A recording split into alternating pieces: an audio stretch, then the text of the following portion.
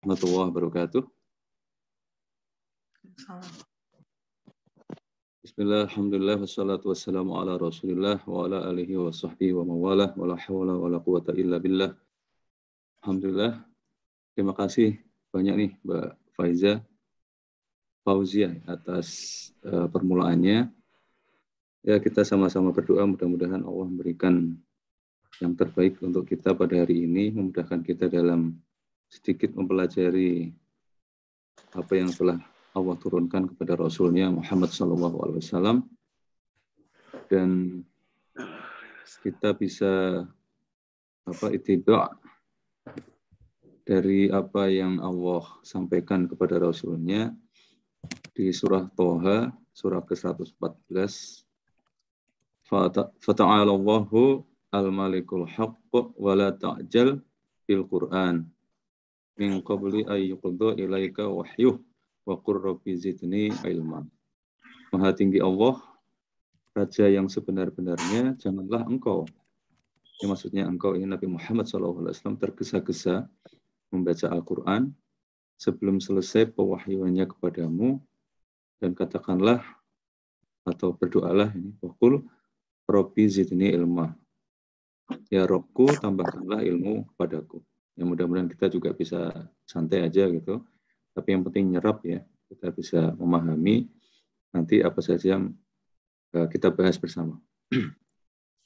Baik, jadi saya hanya sebenarnya memfasilitasi acara ini karena kontributor utamanya sedang berhalangan, dan kita akan membahas hal-hal yang menarik sebenarnya. Nanti kita juga akan ada Mas Hanif. Mas Hanif sudah ada nggak? Sudah, Pak. Sudah, ya, Pak. Alhamdulillah. Terus Dr. Andi juga ada ya? Sudah. Ya, Mas Heru. Siap. Sudah. Mantap. Terus juga mungkin ada Pak Didi juga nih, kemarin sudah menyampaikan surat At-Tahrim ya. Mungkin kalau Mas Didi juga pasti sudah banyak mempelajari, mungkin juga bisa ikut sharing di sini. Baik, ini saya mulai share screen aja dulu.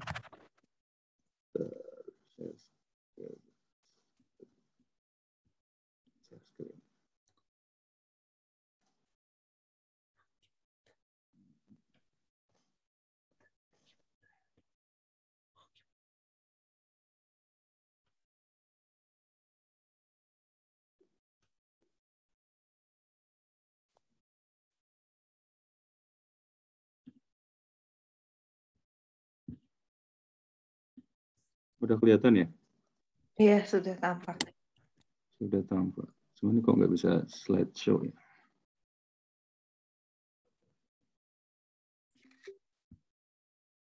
Yang paling bawah. Udah ya? Ya, kalau ini udah slideshow-nya udah muncul ya? Udah muncul. Sekarang.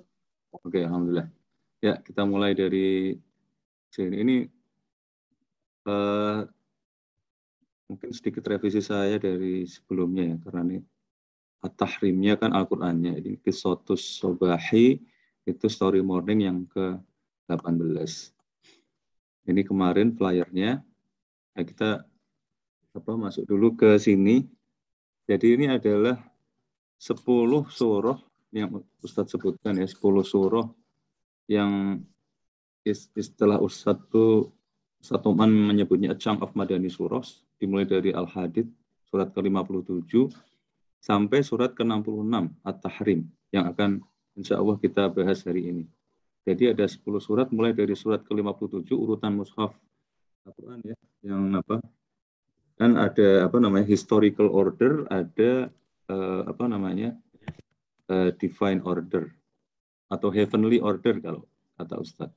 Jadi ini yang heavenly order, urutan seperti yang kita jumpai. Kalau historical order itu macam-macam, pendapat ulama macam-macam, tapi ini kita bahas yang heavenly order. Jadi urutan 57 sampai 66. Artinya apa? Artinya yang nomor sebelum 57 atau nomor 56 itu Maki atau turunnya di Mekah. Terus yang setelah At-Tahrim, yang At-Tahrim kan surat 66. Terus surat 67-nya itu turunnya di Mekah. Jadi yang 57 ini Madinah, 58 Madinah, 59 Madinah, 60, 61 sampai 66 ini semuanya turun di Madinah. Ini cukup chunk yang cukup besar di Al-Qur'an di mana surat-surat ini turun di Madinah. Terus yang menarik itu kan pasti ada relationship-nya. Jadi Ustaz juga bilang ingin mempelajari khusus arsitektur Al-Qur'an gitu. Kenapa ini Mekah, Madinah, Mekah, Mekah, Madinah, Madinah, Mekah gitu kan. Terus ini Madinah itu 10 surat sekaligus. Itu Ustaz ini juga punya ketertarikan untuk khusus mempelajari itu. Nah, sekarang yang menarik adalah di Cang tadi kan ada Cang apa surat awalnya sama surat akhir. Jadi 10 surat Madinah ini surat awalnya adalah Al-Hadid, surat ke-57, terus surat terakhirnya adalah surat At-Tahrim, surat ke-66. Nah, apa hubungannya antara Al-Hadid dan At-Tahrim? Surat ke-57 dengan surat ke-66. Nah, surat At-Tahrim, surat ke-66 itu ternyata menyempurnakan sebuah percakapan atau conversation yang dimulai dari surat Al-Hadid. Nah, luar biasa kan? Jadi ini yang dimaksud cerita bersambung. Jadi ada sebuah cerita yang diceritakan Allah di surat ke-57, terus ceritanya itu sempat nggak jelas gitu. Terus ini gimana nih? Ada misteri di situ. Nah, terus disempurnakan ceritanya itu di surat At-Tahrim, surat ke-66. Ini sama-sama Cang yang Madinah tadi. Dan itu topiknya benar-benar yang relevan dan related, dan memang itu gitu. Ceritanya memang itu. Jadi bersambungnya ke surat 66. Dari sesuatu yang pernah disebut Allah di surat ke-57. Nah, apa itu? Sekarang kita lihat. Ini adalah percakapan yang ada di surat Al-Hadid, surat ke-57, ayat 12.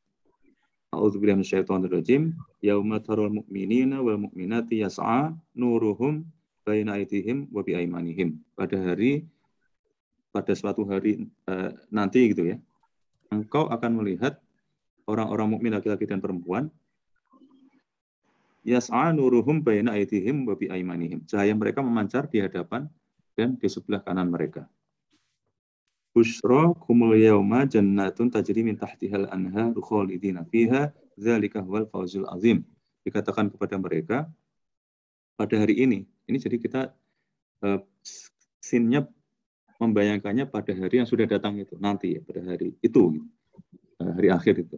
Nah, tapi dikatakan pada hari ini ada berita gembira untukmu, yaitu surga yang mengalir di bawahnya sungai-sungai dan mereka kekal di dalamnya.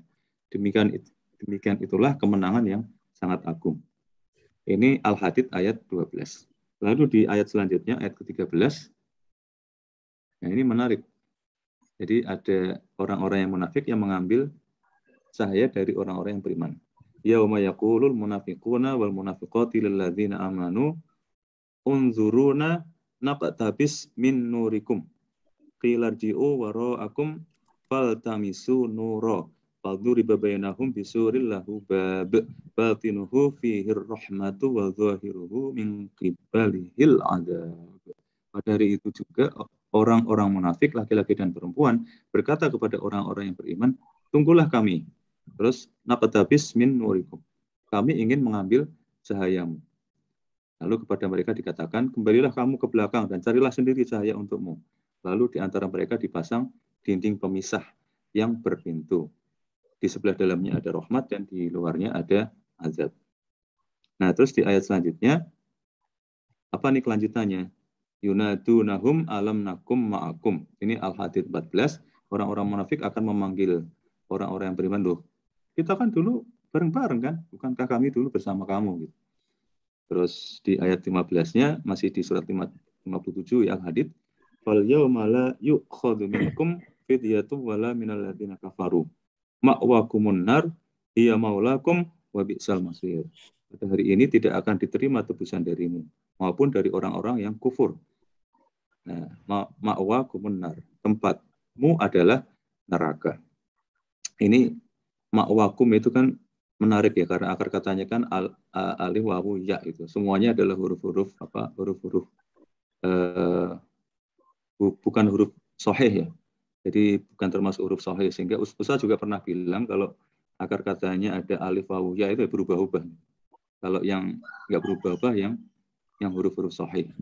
Kalau yang huruf-huruf selain sahih itu akan berubah-ubah. Termasuk ini alif wawu ya. Dan kan ada kaidah itu di grammarnya bahasa Arab, kalau huruf wawu dan ya ketemu, huruf wawu dan ya hidup didahului oleh fathah, maka dia akan berubah menjadi alif. Ya, contohnya di sini kan alif wawu ya kan harusnya katanya, tapi ya-nya itu diganti dengan alif. Ma'wakum. Jadi ada hamzah wawu dan terus diganti alif. Harusnya ya. Terus ia adalah tempat berlindungmu dan seburuk-buruk tempat kembali. Jadi ini Ustadz Nu'man bilang bahwa ceritanya itu sudah selesai di sini untuk orang-orang yang tidak punya cahaya. Jadi the scene is now completed. Kan ada dua tadi. Orang yang punya cahaya, orang mukmin, insya Allah mudah-mudahan Allahumma ja'alna minhum, mudah-mudahan kita termasuk orang-orang yang punya cahaya. Itu masih misteri ceritanya. Tapi orang-orang yang tidak punya cahaya, sudah selesai nih. Karena sudah dijelaskan di situ, udah konklusinya sudah ada. Ma'wa kumunar, tempatmu adalah neraka. Nah, terus bagaimana dengan orang-orang yang beriman? Karena tadi ceritanya belum selesai ya. Ini kita lihat di surat Al-Hadid ayat 13. Faduriba bainahum bisuril lahu bab batinuhu fihir rahmah wa zahiruhu min qibalihil azab. Lalu di antara mereka dipasang dinding pemisah yang berpintu, di sebelah dalamnya ada rahmat dan di luarnya ada azab. Rabbana ajmim lana nurona wa ghafir lana innaka ala kulli syai'in qadir. Nah, ini doa yang ada di surat At-Tahrim ayat 8. Ya Tuhan kami, sempurnakanlah untuk kami cahaya kami dan ampunilah kami. Sesungguhnya Engkau Maha Kuasa atas segala sesuatu. Jadi orang beriman itu selalu seperti itu. Merasa 100% belum aman. Ini saya jadi ingat penjelasan Ustadz Nu'man terkait akhiran A dan akhiran Un. Ya kan? Kita pernah dijelaskan Ustadz Nu'man bahwa seperti awal-awal Quran surat Al-Baqarah di awal-awal itu kan ada dalikal kitabul la raiba fih. Nah, kalau akhiran A itu raiba, itu akhirnya tidak ada keraguan, 100% tidak ada keraguan. Jadi Al-Qur'an memang ya seperti itu, la raiba, tidak ada keraguan sama sekali, tidak ada celah untuk ragu. Nggak akan ketemu.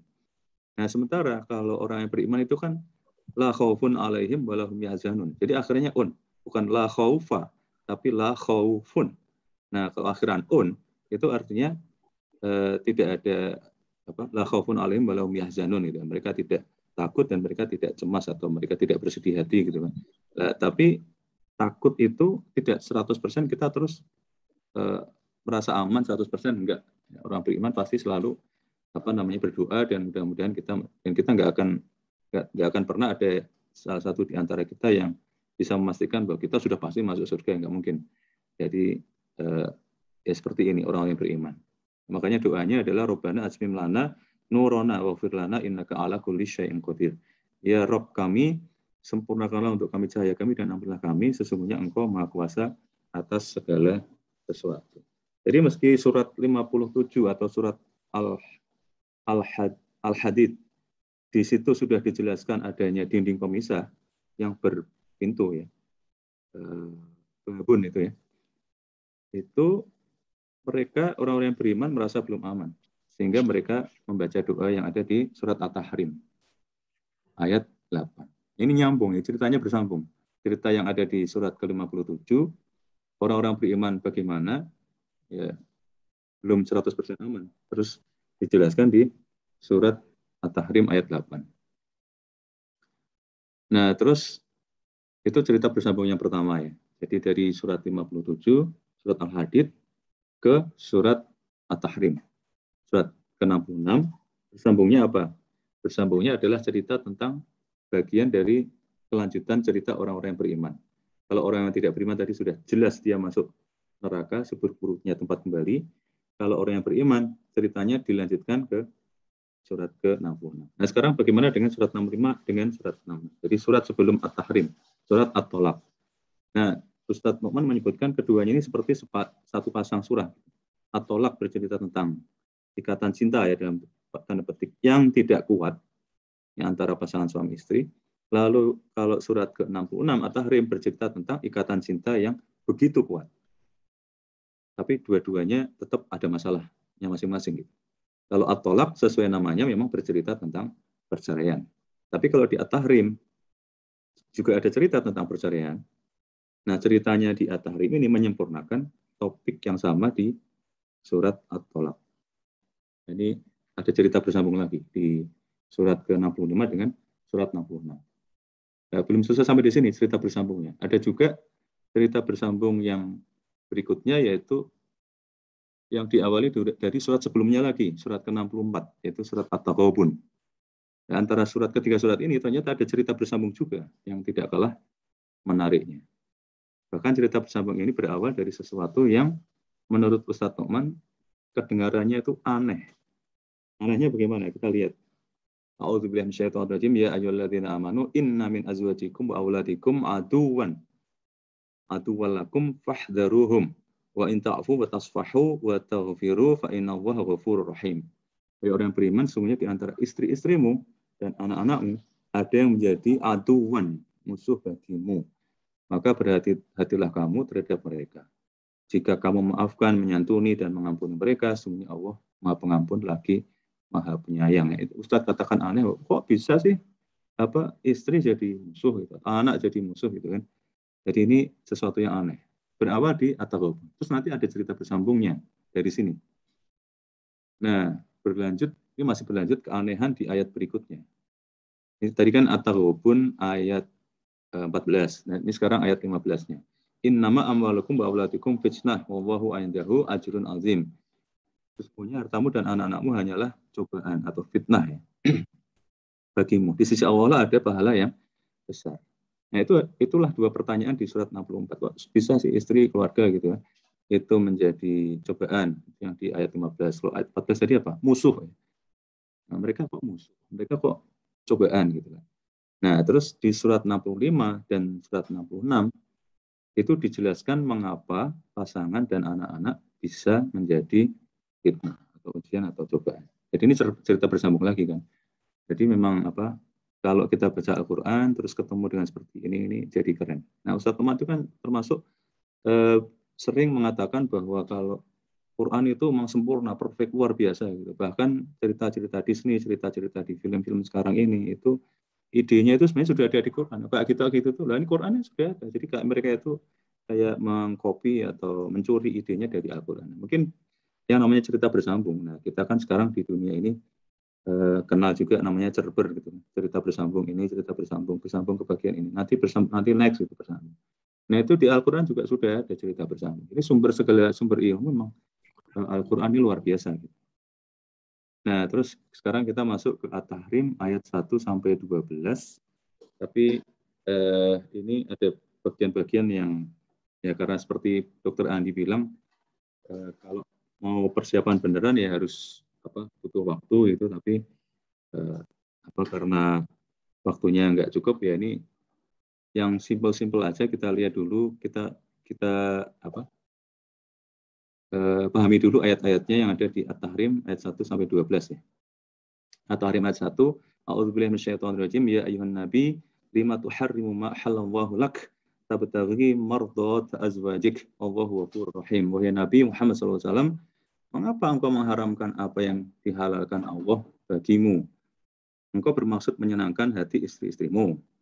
Allah Maha Pengampun lagi Maha Penyayang. Nah, apa nih maksudnya surat ayat ini gitu. Apa yang diharamkan oleh Rasulullah? Terus mengapa sampai terjadi seperti itu? Dan nanti ceritanya kan pada intinya itu Rasulullah sebenarnya ada hadis yang dibaca Ustadz juga yang merupakan asbabun nuzul dari surat At-Tahrim ayat 1. Hadisnya saya juga sudah ketemu tapi belum sempat saya tuliskan di sini di slide ini karena menarik ya, jadi kita bisa pelajari detail karena Ustadz juga bacanya detail ya. Hadisnya benar-benar plus persis ya, plek persis gitu dibaca hadisnya terus dijelaskan oleh Ustadz. Terus kita masuk dulu ke ayat At-Tahrim ayat 2. Qad faradallahu lakum ahillata aymanikum wa huwa maulakum wa huwal alimul hakim. Sungguh Allah telah mensyariatkan untukmu pembebasan diri dari sumpahmu. Ceritanya Rasulullah itu kan dari ayat 1 itu singkatnya itu mengharamkan madu gitu kan, karena dia telah minum madu di salah satu istri beliau ya Zainab itu, minum madu di situ, terus ada dua istri beliau yang nggak suka gitu kan, atau cemburu gitu. Ustadz menyebut itu ya, Ustadz menyebut jealous, a little bit jealous, cemburu. Terus untuk menyenangkan hati istri yang cemburu itu, akhirnya Rasulullah udah, aku nggak akan lagi minum madu gitu. Terus Rasulullah mengharamkan madu. Nah itu makanya turun ayat pertama itu yang Allah menegur Rasulullah, mengapa kok jadi mengharamkan madu gitu. Itu kan sesuatu yang malah bagus gitu kan, banyak khasiatnya gitu untuk tubuh. Nah,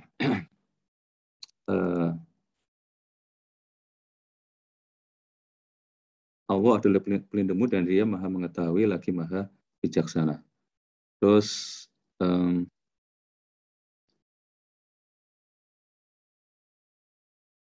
ini berikutnya adalah ayat ketiga, wa idza asarron nabiyyu ila ba'dhi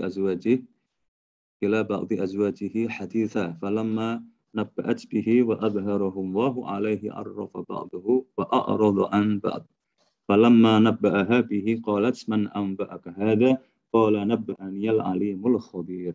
Ingatlah ketika Nabi membicarakan secara rahasia sesuatu peristiwa kepada salah seorang istrinya Hafsah atau Hafsah.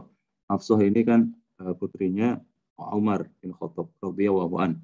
Kemudian ketika dia menceritakan peristiwa itu kepada Aisyah dan Allah memberitahukan kejadian itu kepadanya, pada Nabi SAW, maka Nabi SAW memberitahukan kepada Hafsah sebagian dan menyembunyikan sebagian yang lain. Ketika Rasulullah SAW memberitahukan pembicaraan itu kepada Hafsah, Hafsah bertanya, siapa yang telah memberitahumu hal ini? Nabi menjawab, yang memberitahuku adalah Allah yang Maha mengetahui lagi Maha teliti. Jadi ini juga nanti ada cerita dan ada hadis juga yang lain yang dibaca Ustadz Nu'man, full juga, hadisnya panjang sekali, dibaca kata demi kata, dan itu ceritanya tentang, ada cerita lucu juga, yaitu tentang Umar yang akhirnya ngomong atau bercerita kepada Abdullah bin Abbas, cerita tentang cerita yang Rasulullah bilang, Umar itu antara nggak pengen ngomong atau nggak akan ngomong, atau kalau sudah ngomong itu ngomongnya detail banget, rinci banget, dari A sampai Z, detail-detailnya itu benar-benar diceritakan. Ya termasuk ini, termasuk situasi setelah pindah dari Mekah ke Madinah.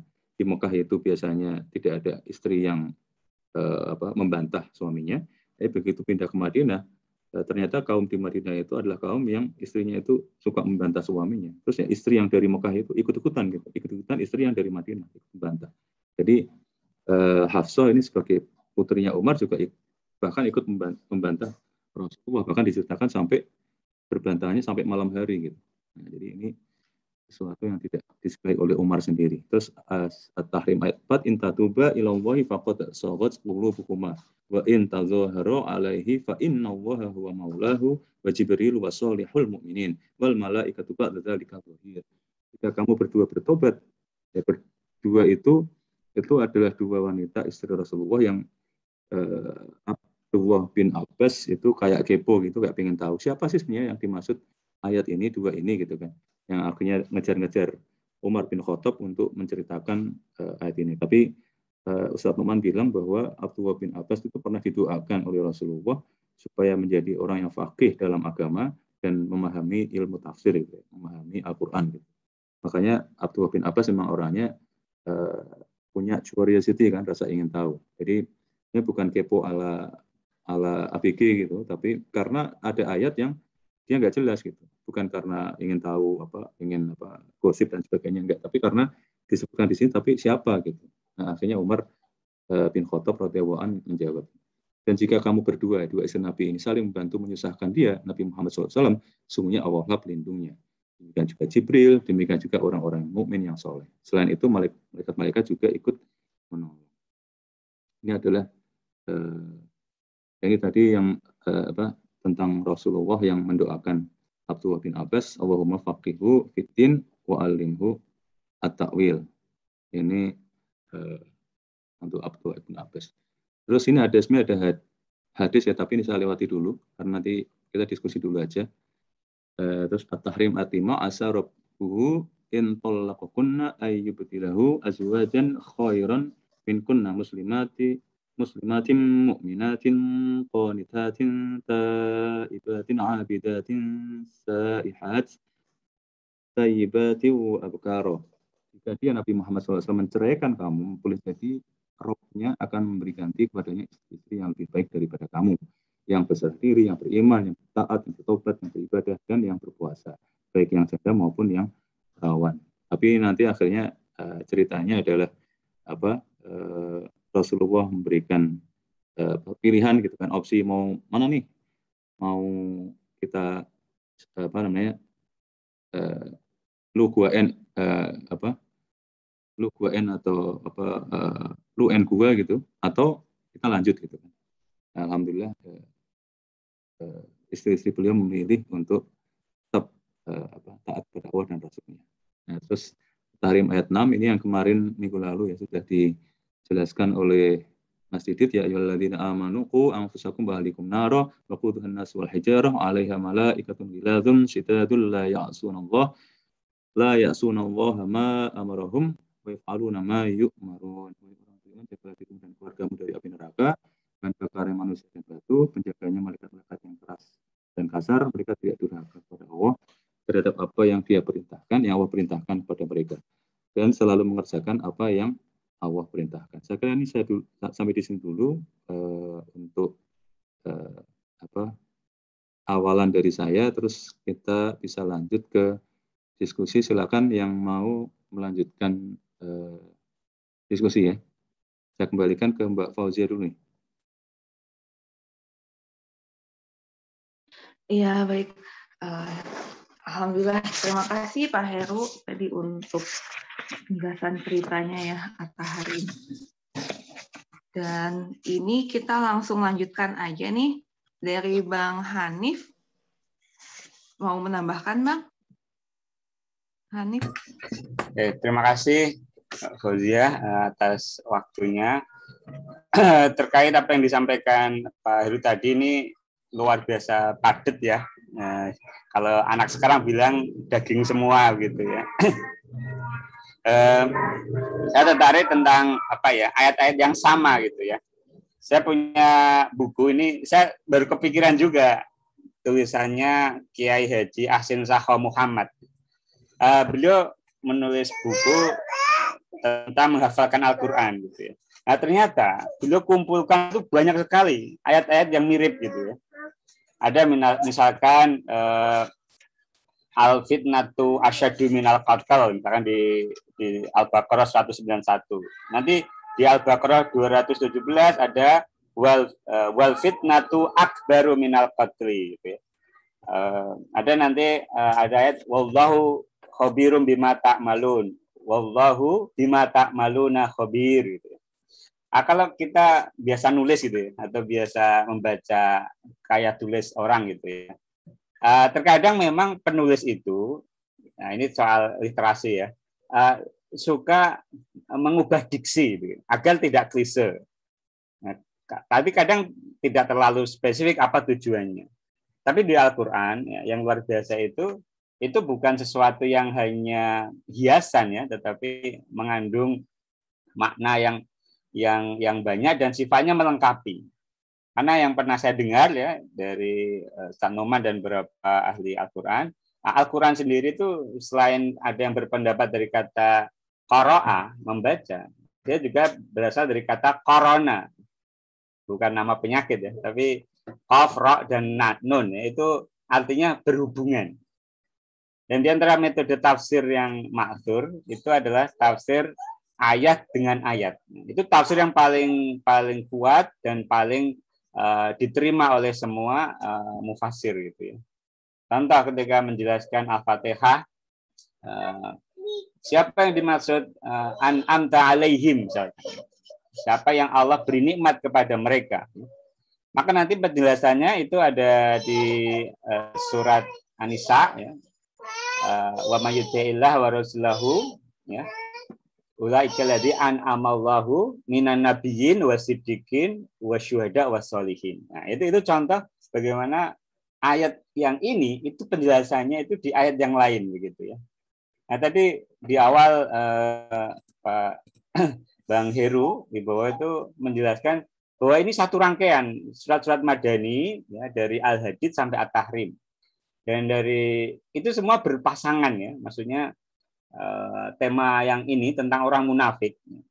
Jadi yang saya juga belajar dari salah satu sirah itu, orang Quraisy itu, orang Mekah itu, meskipun mereka musuh Nabi, tapi tema nifak itu belum dibahas di surat-surat Makkiyah. Karena karakter orang Makkah itu, kalau nggak suka, ya bilang gitu ya. Jadi misalkan Abu Lahab itu ya, itu dia nggak pura-pura terus masuk Islam gitu ya untuk membatalkan surat Al-Lahab bahwa dia nanti masuk neraka gitu. Dia nggak melakukan itu. Selama 10 tahun sebelum dia meninggal, surat Al-Lahab kan sudah turun. Kalau dia masuk Islam, itu kan pura-pura masuk Islam maksud saya. Itu kan seolah-olah surat Al-Lahab itu tidak relevan, tapi tidak dilakukan. Jadi karakter orang Quraisy itu, dan ini menjadi karakter kekuatan orang Quraisy ya, adalah mereka tidak suka berpura-pura. Mereka tidak suka. Kalau jahat ya jahat gitu ya. Kalau baik ya baik gitu. Kalau beriman ya beriman betulan. Kalau kafir ya kafir sekalian gitu. Termasuk Abu Sufyan. Ya. Abu Sufyan itu kan ketika diundang Raja Romawi, Heraklius itu ditanya bagaimana tentang Muhammad gitu, tentang pemimpin yang kalian adukan ke kita. Gitu. Nah, Abu Sufyan itu juga tidak menggambarkan Nabi itu sosok yang buruk gitu. Dan itu juga menjadi wasilah di akhir hidup beliau pada waktu Fathu Makkah. Beliau kemudian akhirnya masuk Islam. Kemudian tadi di Al-Hadid itu tentang cahaya ya. Jadi nanti di Sirat itu ya, ketika hari kiamat cahaya itu menjadi temannya orang beriman. Di depannya nuruhum yas'a baina aydihim wa bi aimanihim. Sedangkan orang munafik, ya, jadi kan munafik ini kan sama kita. Ini nifak i'tiqadi ya, sholat bersama kita, kemudian apa yang kita lakukan mereka lakukan secara dohir. Nanti di akhirat ya, tadi kan disebutkan di luarnya batinuhur rahmah wa min kibalihil adab ya. Jadi tadi ayat yang bunyinya itu bahwa yang di sisi dalamnya itu adalah rahmat, kemudian di sisi luarnya itu adalah adab begitu ya. Batinu fihi rahmah wa zahiruhu min kibalihil adab. Jadi ini yang perlu kita miliki yaitu adamul amni min makril.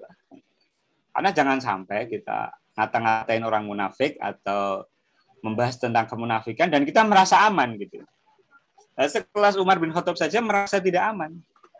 Salah satu pemegang rahasia daftar orang munafik ya, yaitu Huzaifah.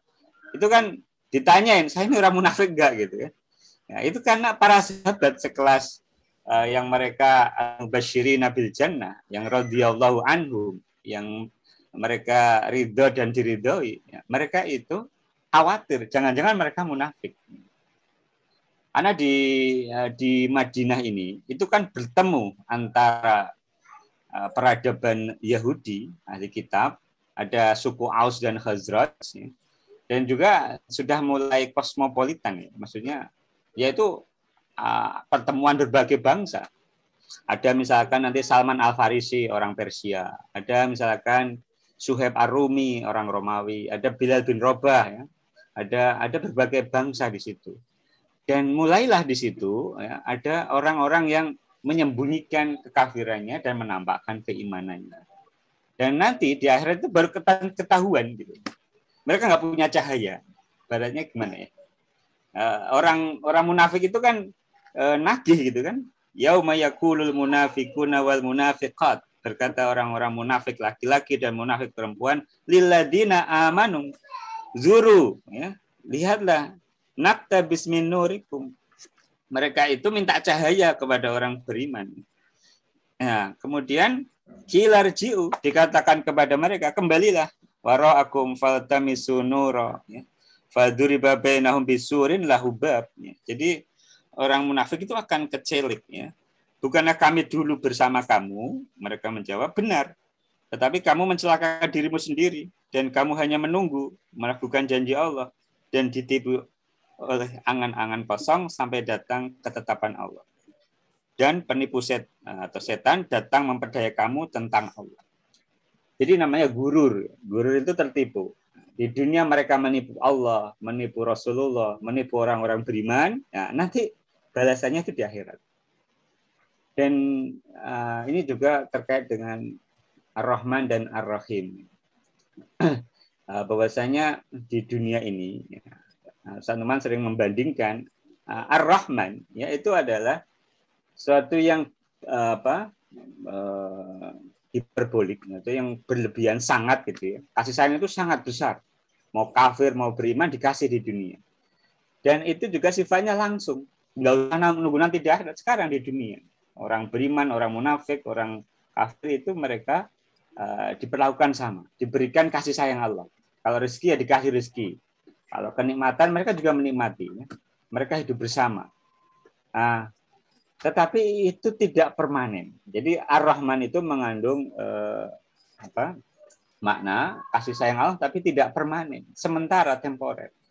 Nanti di akhirat baru Allah juga memiliki nama Ar-Rahim.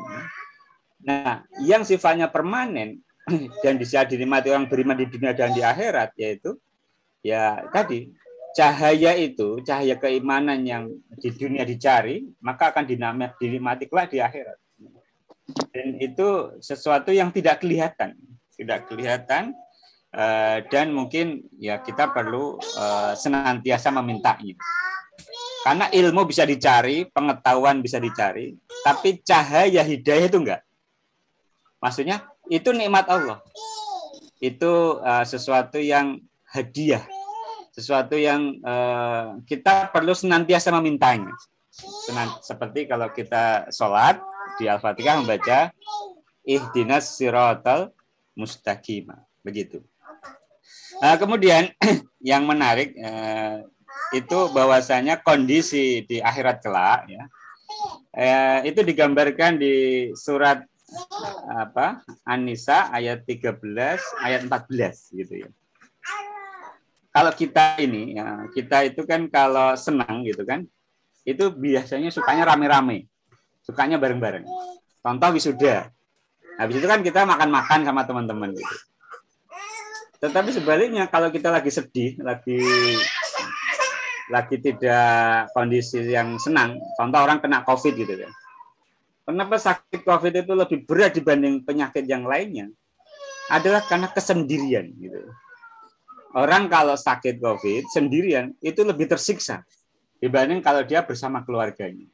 Nah, nanti digambarkan di akhirat itu ya. Tilka hududullahi wa may yuti'illah wa rasulahu yudkhilhu jannatin tajri min tahtihal anharu khalidina fiha wa dzalikal fawzul azim. Digambarkan dan itulah batas-batas hukum Allah, barang siapa Allah dan Rasulnya, Allah akan memasukkannya ke dalam surga yang mengalir di bawahnya sungai-sungai. Mereka kekal di dalamnya. Di sini digunakan isim jamak mudzakkar salim, ya, karena dia hal maka dibaca nasab dengan tanda huruf ya. Tidak khaliduna tapi khalidina. Dan digunakan isim jamak itu untuk menggambarkan kalau di surga itu nanti akan bersama-sama, sama anak istrinya gitu ya, sama teman-temannya, sama koleganya gitu, yang beriman, yang sama-sama beriman. Dan itu menambah kenikmatan.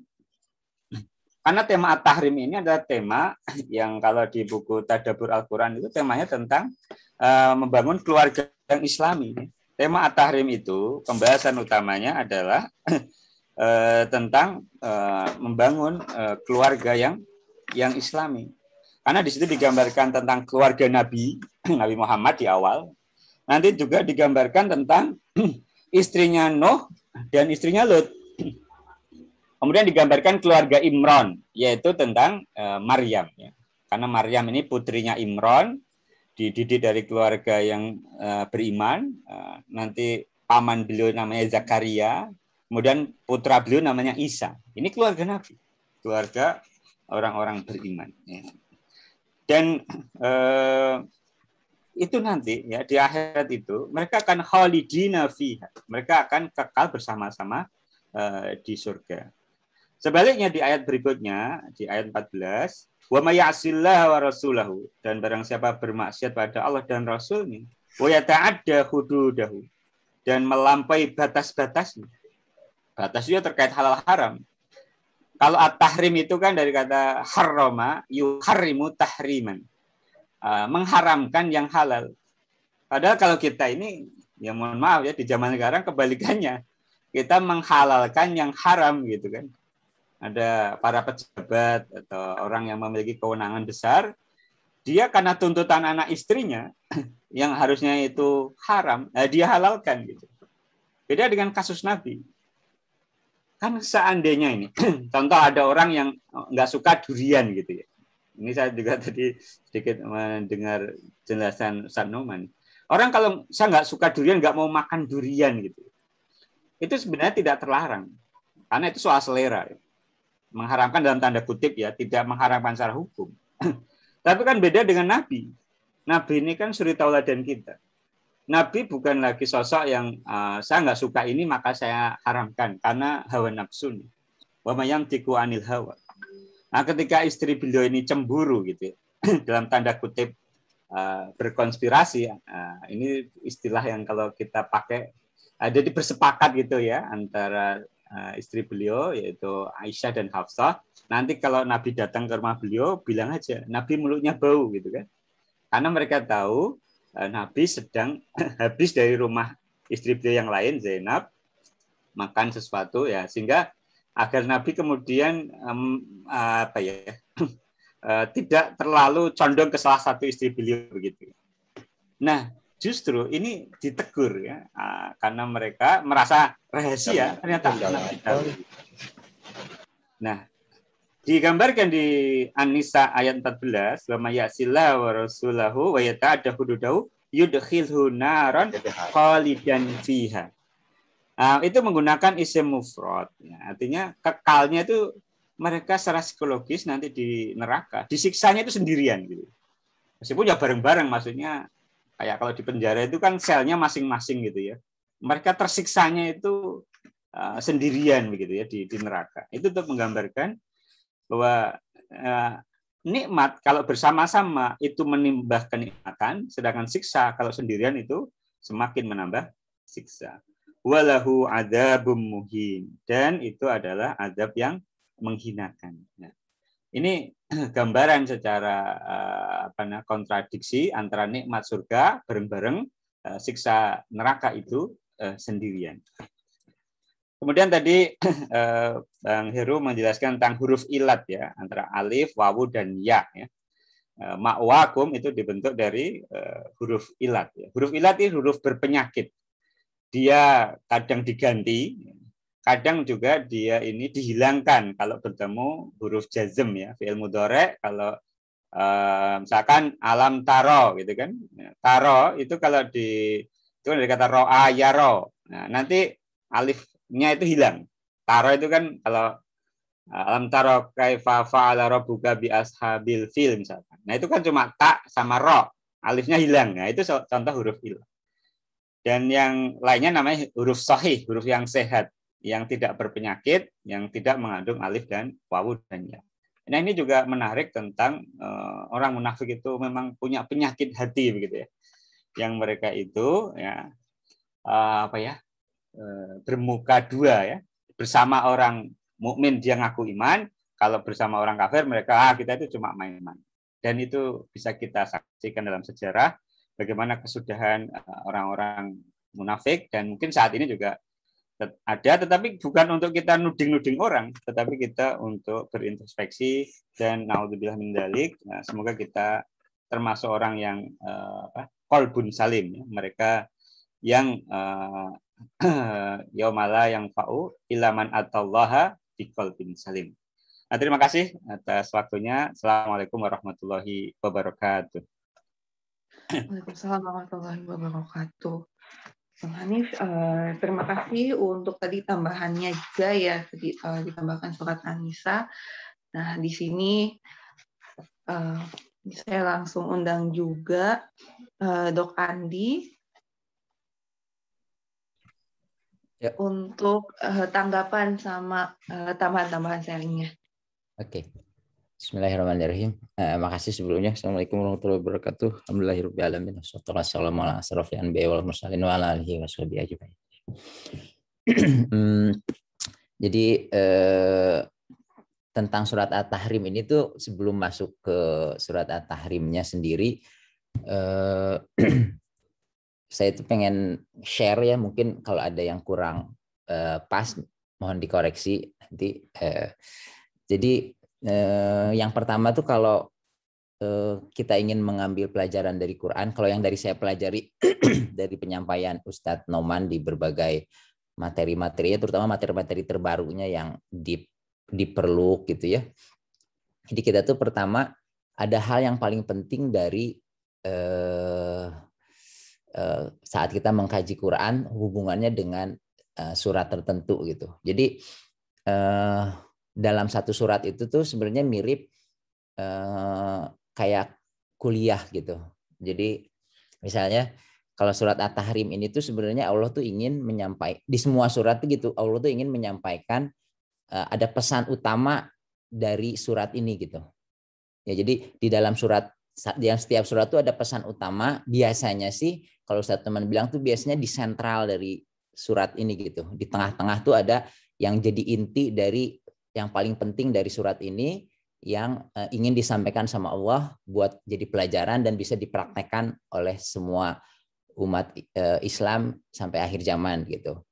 Nah, itu yang pertama. Jadi yang paling penting itu dari satu surat itu tuh kita harus lihat apa sih sebenarnya yang Allah inginkan dari surat ini gitu buat kita gitu.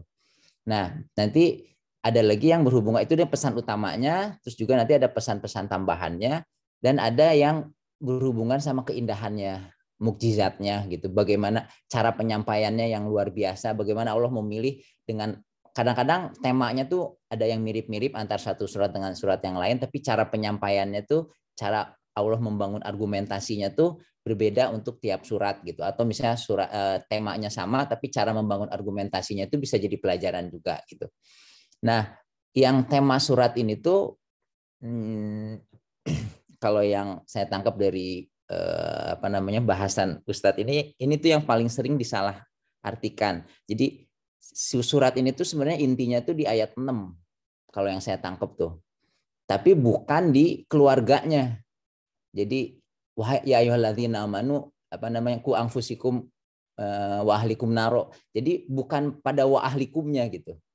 Jadi yang Ustadz bilang tuh yang paling sering ini tuh ayat ini tuh sangat sering dikutip, tapi fokusnya tuh malah ke keluarganya gitu.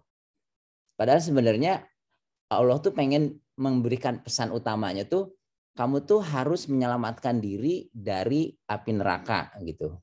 Tapi nanti tuh keluarga kamu tuh akan jadi masalah gitu. Itu tuh jangan sampai gara-gara keluarga kamu itu kamu tuh jadi istilahnya terganggu upaya kamu tuh menyelamatkan diri dari api neraka gitu.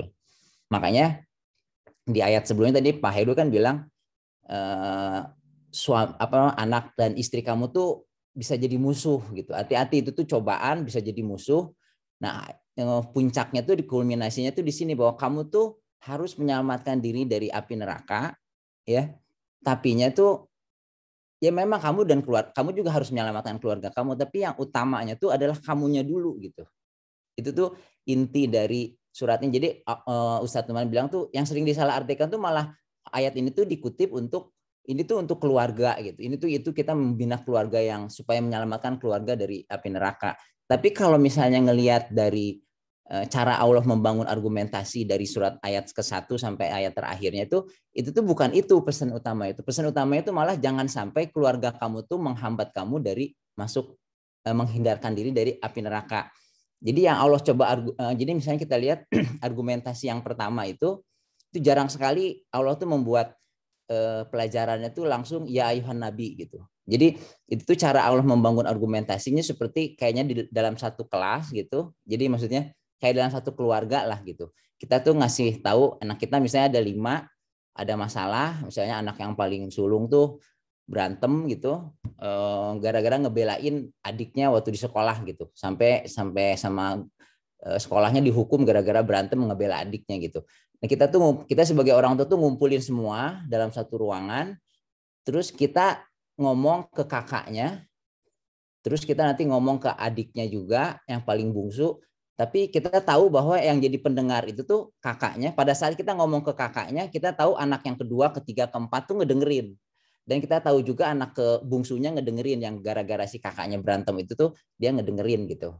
Terus juga pada saat kita ngomong ke anak yang bungsu, kita tahu anak yang sulung tuh ngedengerin dan anak yang tengah juga ngedengerin gitu. Jadi itu tuh konsepnya tuh secara penyampaiannya, edukasinya tuh dalam surat ini tuh kata Ustadz tuh gitu. Jadi Ustadz tuh Allah tuh ngomong ya ayuhan nabi, pada dengan kesadaran penuh bahwa ini istri-istrinya Nabi ngedengar, umat muslim juga ngedengar. Yang ngedengar itu kepala keluarga, umat muslim sebagai yang laki-laki sebagai kepala keluarga dengar, dan sebagai istri-istrinya juga dengar gitu. Kemudian ketika Allah tiba-tiba berpaling ke wahai istri, kamu berdua, istrinya Nabi gitu, bilang itu juga dengan kesadaran bahwa umat muslim baik laki-laki maupun perempuan itu ngedengar ketika Allah bilang tentang hal ini gitu. Jadi argumentasinya itu dibangun sama Allah tuh bahwa Rasul aja yang udah sangat istilahnya begitu manusia yang paling baik, paling mulia gitu, itu tuh bisa gara-gara keluarga itu, karena saking cintanya sama keluarga tuh bisa tergelincir mengharamkan apa yang Allah halalkan gitu. Itu tuh tingkatan Rasul gitu. Apalagi kamu gitu. Kamu tuh jauh banget dari Rasul, dan Rasul tuh memang punya tanggung jawab. Jadi ketika Allah bilang ya ayuhan nabi, Allah tuh tahu kita tuh lagi ngedenger ini Nabi tuh lagi diingetin apa gitu sama Allah tuh. Janganlah kamu menghalalkan apa yang janganlah kamu mengharamkan apa yang Allah halalkan. Nah itu tuh jadi Allah tuh tahu kita tuh ngedengar bahwa Rasul aja yang seperti yang sangat sempurna sebagai manusia itu tuh bisa karena saking sayangnya sama keluarga sampai tergelincir istilahnya mengharamkan apa yang dihalalkan oleh Allah gitu. Apalagi kamu tuh cinta sama keluarganya mungkin berlebihan gitu, lebih sangat berlebihan.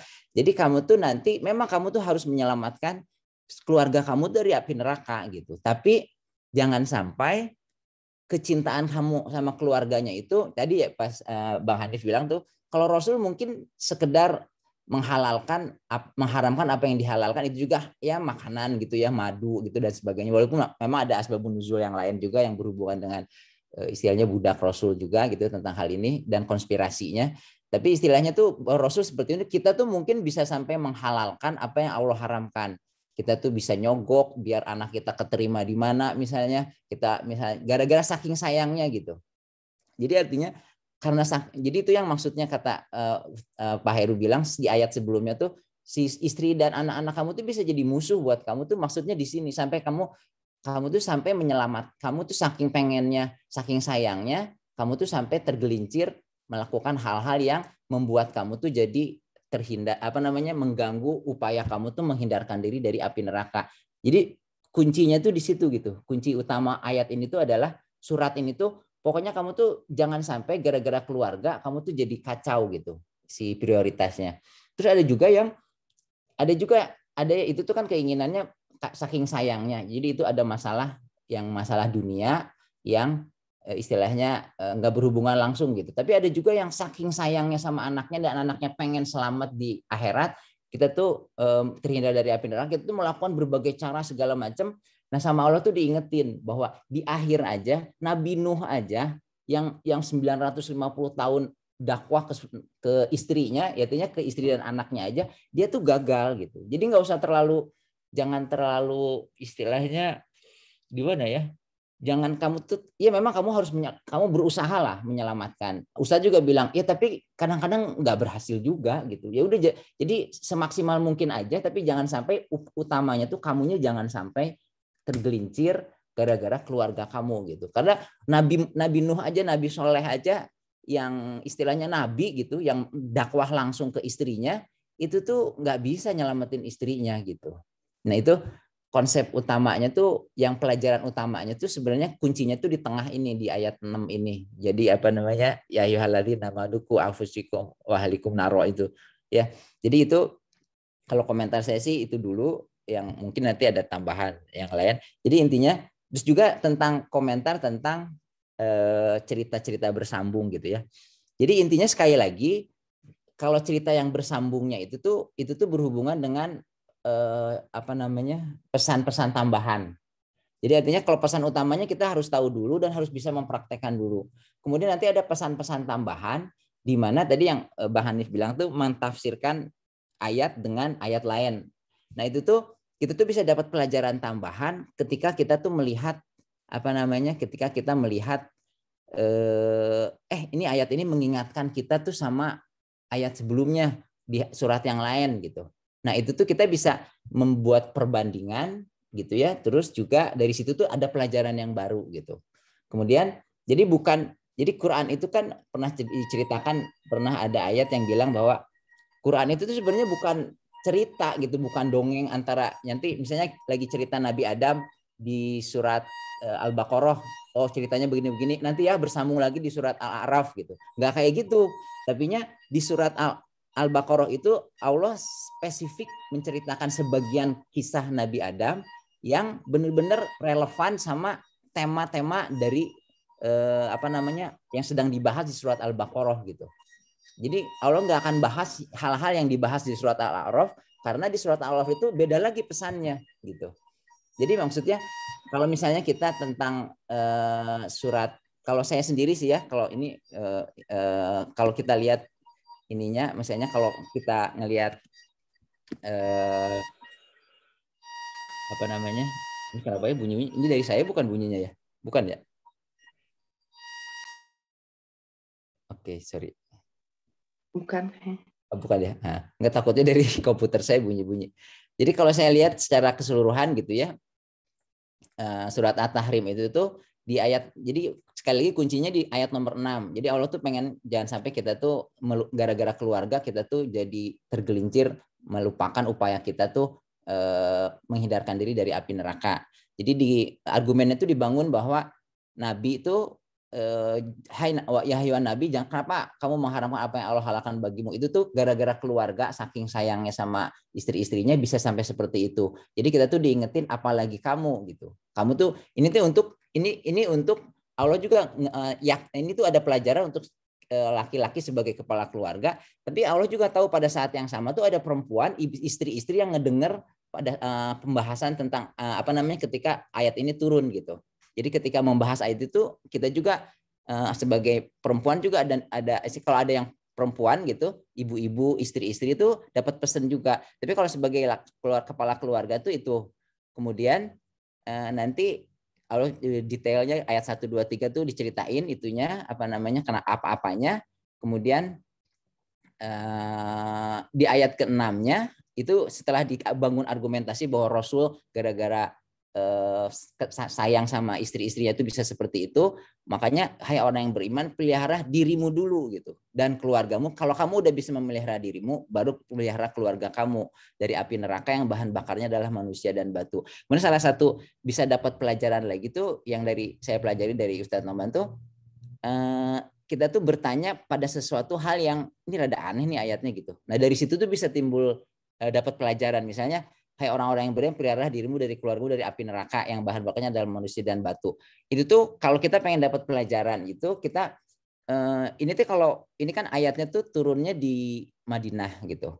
Jadi para sahabat, para umat muslim saat itu yang mendengar tuh teringat sama ayat yang mirip gitu, ayat yang ini kan waktu itu pernah dengar tentang apa namanya tentang Al-Baqarah ayat 24 misalnya yang apa namanya peliharalah dirimu, tapi nggak sama keluargamu di situ, peliharalah dirimu dari neraka yang bahan bakarnya manusia dan batu yang disediakan bagi orang-orang kafir gitu.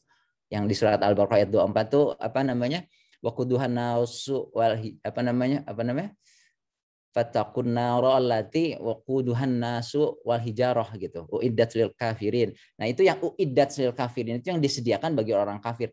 Nah itu tuh timbul pertanyaan kan sebenarnya bagi kalau orang-orang yang beriman yang ngedenger gitu, pertama tentang penggunaan kata nar gitu. Kan bisa aja misalnya di surat Al-Mulk yang selanjutnya tuh apa namanya, innalladzina kafaru, apa namanya di surat Al-Mulk itu yang tentang sebentar, oh ya ini apa namanya, walilladzina kafaru bi rabbihim adzabu jahannam. Bisa aja kan ya ayyuhalladzina amanu ku anfusakum adzabu jahannam juga bisa Allah tuh bilang gitu. Tapinya Allah tuh memilih katanya juga narun kata Ustadz. Jadi bukan kayak kalau yang di surat Al-Baqarah ayat 24 tuh narnya tuh jelas an-nar gitu. Tapi kalau yang di sini tuh sengaja Allah tuh pilihnya tuh narun. Jadi katanya fire kata Ustadz Noman tuh. Jadi apa namanya? Hai orang-orang yang beriman, peliharalah dirimu dan keluargamu dari api gitu. Itu tuh, dan api itu sebenarnya kalau Allah mau tuh bisa aja langsung bilang api neraka gitu, adzabu jahannam gitu, naru jahannam gitu bisa. Tapi Allah sengaja pilih nar seolah-olah kayak misalnya, terus nanti makin lama makin dijelasin apa narnya itu sampai ujung-ujungnya tuh oh narnya tuh api neraka gitu. Kayak kita tuh kalau jadi dokter misalnya ngingetin ke pasien, kamu hati-hati ya sama penyakit yang sangat menular, yang kalau misalnya kena tuh bisa sampai dirawat di ICU, dan kalau kena di ICU tuh kalau meninggalnya bisa sampai meninggal, dan kalau meninggal tuh di kuburannya tuh nggak bisa ditemenin sama keluarga yang lain. Baru ujungnya tuh baru tuh oh maksudnya COVID ya gitu. Kan nggak bisa aja bilang hati-hati sama COVID gitu, sama penyakit COVID. Tapi nggak bilangnya penyakit yang sangat menular yang bisa menyerang siapa aja, penularannya sangat luas, luar biasa, dan juga bisa orang-orang yang tadinya sehat tuh bisa masuk ICU, bisa meninggal, dan kalau udah meninggal itu nanti apa namanya makin lama tuh makin ngeri gitu. Kalau udah meninggal nanti boro-boro ditemenin pada saat meninggalnya, apa namanya dimakamkannya aja tuh harus terpisah gitu. Orang tuh baru pas ujungnya tuh baru oh itu tuh COVID ya maksudnya ya. Terus kalau misalnya kalau ayat ini kan orang pelihara dirimu dari api, kan itu kan kesannya kayak di dunia. Pokoknya kalau kamu ada api, kamu tuh hati-hati sama api ini, selamatkan kamu dan keluarga kamu. Tapi bukan api biasa, api yang bahan bakarnya manusia dan batu. Kemudian penjaganya malaikat-malaikat yang kasar, tidak mendurhakai Allah. Terus sampai ujungnya baru tahu, oh ini tuh api neraka. Tapi kan di Al-Baqarah ayat 24 kan dikatakan bahwa apa namanya yang disediakan bagi orang-orang kafir. Ini kan ya ayyuhalladzina amanu, wahai orang-orang yang beriman, padahal jagalah kamu dari api neraka yang disediakan bagi orang kafir. Loh kok kayak yang nggak nyambung. Makanya kan ini ya ayyuhalladzina amanu, tapi di ujungnya wahai orang-orang disediakan bagi orang-orang kafir sebenarnya si ini tuh si apa namanya si neraka ini. Kemudian makanya Allah tuh menangkap pasti nanti bertanya gitu. Ini kan buat orang-orang kafir ya Allah, di ayat Al-Baqarah ayat 24 juga itu neraka itu buat orang-orang kafir. Ini kan sedang lagi ngobrol sama orang-orang beriman. Nah, terus di ayat selanjutnya tuh makanya Allah ngingetin, kamu jangan sangka kamu tuh masuk golongan beriman terus kamu nganggap kamu pasti selamat, ini neraka tuh nggak ampun. Kata Ustaz Noman tuh nggak mungkin Allah tuh ngasih tahu jagalah terhadap api neraka kalau itu nggak benar-benar berbahaya. Kemudian Allah membawa cara edukasinya tuh dibawa ke masa depan, ke hari akhir, di mana satu-satunya ayat dalam Quran Allah tuh bicara langsung ya ayyuhalladzina kafaru, ya wahai orang-orang yang kafir gitu, apa namanya, janganlah ya la ta'zirul yaum innama tujzauna ma kuntum ta'malun, janganlah kamu mengeluarkan uzur pada hari ini gitu. Jadi ini tuh menunjukkan bahwa di tafsir-tafsir yang lain juga menunjukkan bahwa ini tuh terjadinya nanti di hari akhir, bahwa nanti ada orang-orang yang merasa dirinya tuh orang beriman gitu, tapi dipanggilnya ya ayyuhalladzina kafaru gitu. Nah itu tuh menjawab pertanyaan dalam hati yang ini kan tentang orang kafir, orang apa namanya neraka ini, kok malah ngobrolnya kita harus hati-hati sama neraka. Ternyata di hari akhir tuh ada orang-orang yang mengaku beriman, merasa beriman, tapi dipanggil sama Allah tuh ya ayyuhalladzina kafaru. Nah itu tuh terus yang petunjuknya orang kafirnya tuh berbeda dengan orang kafir biasa, karena janganlah kamu mengemukakan uzur pada hari ini gitu. Janganlah kamu uzur tuh kata Ustaz Taman tuh tangzirul yaum tuh segala macam yang sangat berusaha untuk berargumentasi supaya selamat gitu. Karena ini bukan jenis orang kafir yang dijelaskan di surat Al-Mulk sesudahnya. Surat Al-Mulk itu kan orang kafir itu nggak protes macam-macam kayak orang kafir yang kata kata Bang Hanif tadi di kafir Quraisy itu tuh kalau ditanya alam ya'tikum nadhir gitu. Bala qad ja'ana nadhirun fakadzabna wa qulna nazal. Jadi langsung ngaku aja terus sampai malah apa namanya di ayat belakangnya tuh fa'tarafu bidzambihim fasuqqa li ashabil sa'ir. Mereka mengakui dosa mereka. Kalau orang kafir kayak orang Quraisy itu dan orang kafir yang jelas-jelas terang-terangan itu tuh nggak pernah berargumentasi macam-macam. Mereka mengakui dosa mereka. Ada tapi ada orang kafir yang berusaha dengan sangat akan berusaha melakukan argumentasi yang panjang lebar gitu, menggunakan uzur. Kemudian kata Allah diantisipasi, udah jangan kamu pakai uzur-uzur macam-macam. Kamu tuh hanya diberi balasan menurut apa yang kamu kerjakan. Jadi itu tuh menunjukkan ke orang-orang yang munafik gitu. Nah, munafiknya sendiri itu dijelaskan nanti di ayat yang tentang cahaya tadi. Bahwa nanti di surat Al-Hadid itu orang-orang munafik itu di dunia itu kita tuh bisa di dunia itu dibedakan kata Ustaz tuh orang muslim, mukmin, orang kafir sama orang munafik. Sementara di hari akhir tuh nggak ada perbedaan itu. Orang munafik tuh karena orangnya dalam ngaku sebagai orang Islam tapi dalam hatinya tuh dia tidak beriman gitu atau ada penyakit-penyakit yang menyebabkan dia tuh sampai jauh dari keimanan tadi. Tidak menurut Allah tuh itu tidak beriman lah, kriterianya Allah tuh nggak, orang ini tuh nggak beriman gitu. Cuman kita kan nggak tahu dia ngakunya tuh orang muslim, sholat nggak sholat ya terserah. Pokoknya dia bilang saya orang muslim, saya apa namanya syahadat gitu. Jadi kita mungkin ini kayaknya orang punya sifat-sifat munafik, tapi saya nggak bisa ngenilai juga sih. Tapi di hari akhir tuh semuanya terbuka, di mana cuma ada dua golongan, golongan mukmin, golongan kafir. Jadi orang-orang munafik itu dimasukin ke dalam golongan kafir itu. Orang-orang kafir, cuman jenisnya tuh beda. Kalau kafir yang benar-benar kafir tuh nggak banyak cincong gitu, ditanyain kenapa alamnya itu nadir, mereka ngaku ya memang ada yang ngikutin, bahkan berulang-ulang kali. Dan mereka mengakui dosa mereka. Sedangkan orang munafik ini tuh mereka tuh nanyakan dulu saya sama orang-orang muslim gitu. Nah jadi hati-hati sama penyakit itu gitu. Ya jadi mungkin itu. Dan kemudian kuncinya ketika Allah sesudah itu Allah balik lagi. Nah setelah diajak diingetin tentang hari akhir nanti ada orang-orang yang merasa diri mukmin tapi ternyata sama Allah itu tidak masuk kriteria, malah dipanggilnya ya ayyuhalladzina kafaru, terus balik lagi jadi istilahnya present, future, present lagi. Ya ayyuhalladzina amanu lagi langsung dipanggil lagi tubu ilahi taubatan nasuha. Karena kuncinya itu kan berhubungan sama cahaya. Itu tuh nanti bahasannya itu dengan cahaya lagi yang berhubungan sama Al-Hadid di belakang, bahwa si taubat itu tuh yang satu-satunya yang bisa membersihkan segala kotoran sehingga cahayanya kamu itu nanti bisa memancar dengan jernih gitu ya. Kemudian ketika itu juga Allah akan menutupi kesalahan. Jadi artinya dengan taubatan nasuha itu tuh Allah tuh akan memasukkannya ke dalam menutupi kesalahan-kesalahanmu, dan kesalahan itu tuh yang menyebabkan si cahayanya itu nggak keluar gitu. Kalau kamu bertaubat dari sekarang, taubatan nasuha, nanti ada kriteria nasuha itu apa, itu tuh kamu tuh akan bersih dari segala macam kesalahan sehingga si cahayanya itu nanti bisa keluar. Ketika cahaya imannya itu dari hatinya tuh bisa nggak ada yang terhalangin, itu tuh yang jadi istilahnya jadi modal kita tuh nanti di hari akhir gitu. Itu tuh yang akan memancar menjadi jalan kita. Kemudian juga tentang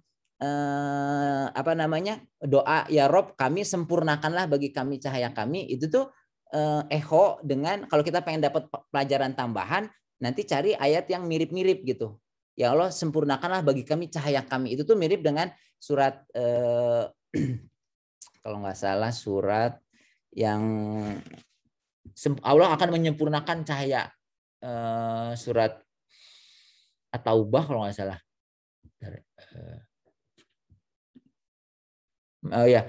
Yuriduna ayuftiu nurullihi bi afwahihim wa yaballahu ila ayutimma nurruhu. Jadi Allah akan menyempurnakan cahayanya. Jadi Allah akan punya agamanya, Quran itu akan disempurnakan. Sementara di hari akhir itu si orang-orang mukmin itu berdoa ya Rob sempurnakanlah bagi kami cahaya kami. Jadi kata Ustaz Muhammad itu kalau si Quran ini tuh kalau di dunia Allah tuh cahaya Allah tuh Quran ini akan disempurnakan cahayanya. Sedangkan kalau kita ada Quran di hati kita, si Quran itu tuh akan jadi cahaya yang sama Allah dibilang cahaya kami, minta ya Allah sempurnakanlah cahaya kami dari hati kami ini gitu ya. Kemudian bukan karena takut sama orang-orang munafik yang di belakangnya dipakai dinding, tapi karena perjalanannya masih panjang gitu. Tolong sempurnakanlah cahaya kami ke depan gitu, supaya kami itu bisa sampai nanti dengan cahaya ini tuh sampai ke menyelesaikan perjalanan sampai ke surga tadi. Karena kan di ayat Al-Hadid itu dijanjikan, nanti istilahnya heavens ahead, ayo terus maju gitu.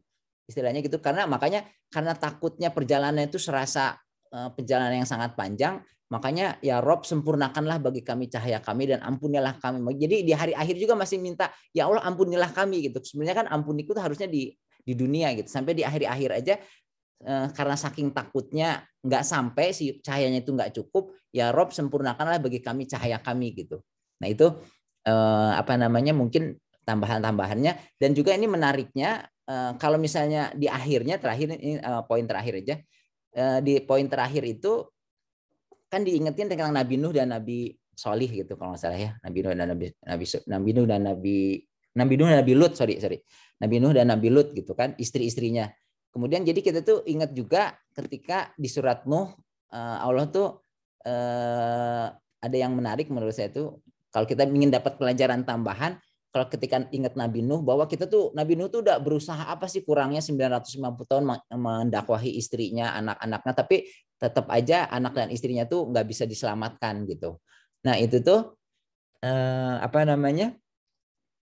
di surat Nuh ayat 10 tuh ketika Nabi Nuh menjelaskan bahwa Nabi Nuh tuh berdakwah siang malam, baik terang-terangan maupun maupun sembunyi-sembunyi, dikatakan fakultus tagfiru rabbakum innahu kana ghaffaro. Maka aku katakan kepada mereka, mohon ampunlah kepada Tuhan kamu, sesungguhnya Dia adalah Maha Pengampun.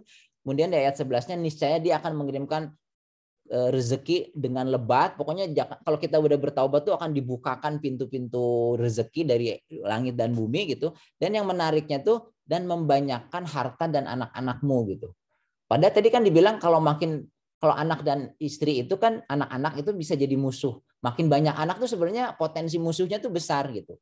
Tapi kalau kitanya bertaubatan nasuha gitu, maka Allah tuh akan membanyakkan harta dan anak-anaknya, dan di anak-anaknya itu tuh tidak akan jadi hambatan kita tuh untuk masuk surga, malah untuk menghindarkan dari masuk neraka, malah memudahkan gitu. Karena Allah tuh dengan taubatan nasuha itu tuh akan membukakan pintu-pintu rezeki, termasuk membanyakkan anak, di mana anak-anak yang tadi diperingatkan bahwa anak-anak itu tuh akan jadi musuh tuh, malah nanti dengan banyaknya anak ini tuh akan memudahkan kita tuh masuk surga. Diingetinnya kan ayatnya langsung tadinya dihindarkan dari api neraka, terus sekarang masuk surga setelah dengan dijanjikan cahaya, kemudian nanti masuk surga gitu. Jadi mungkin itu yang bisa saya sampaikan. Mohon maaf kalau ada kekurangan. Silakan Mangga dilanjutkan diskusinya. Terima kasih. Ya, terima kasih Dok Andi untuk tadi ya tambahannya, dan juga terkait surat At-Tahrim. Ternyata ini juga ya dalam sekali pembahasannya. Nah, untuk teman-teman di sini, kalau misalnya ada yang mau bertanya, sharing ataupun refleksi, monggo bisa raise hand ataupun dilanjutkan disampaikan di kolom chat ya. Mungkin dari saya ada pertanyaan juga nih, mungkin bisa buat Pak Heru ataupun Pak Hanif atau Pak Andi ya. Ini kalau misalnya kayak kita sebagai awam nih, gimana sih kita tahu bahwa ternyata ayat ini tuh menyambung ataupun berkorelasi ya dengan ayat-ayat lainnya? Ada nggak sih kayak tipsnya, sehingga waktu pas kita baca tuh, oh ini ternyata berhubungan untuk ayat-ayatnya?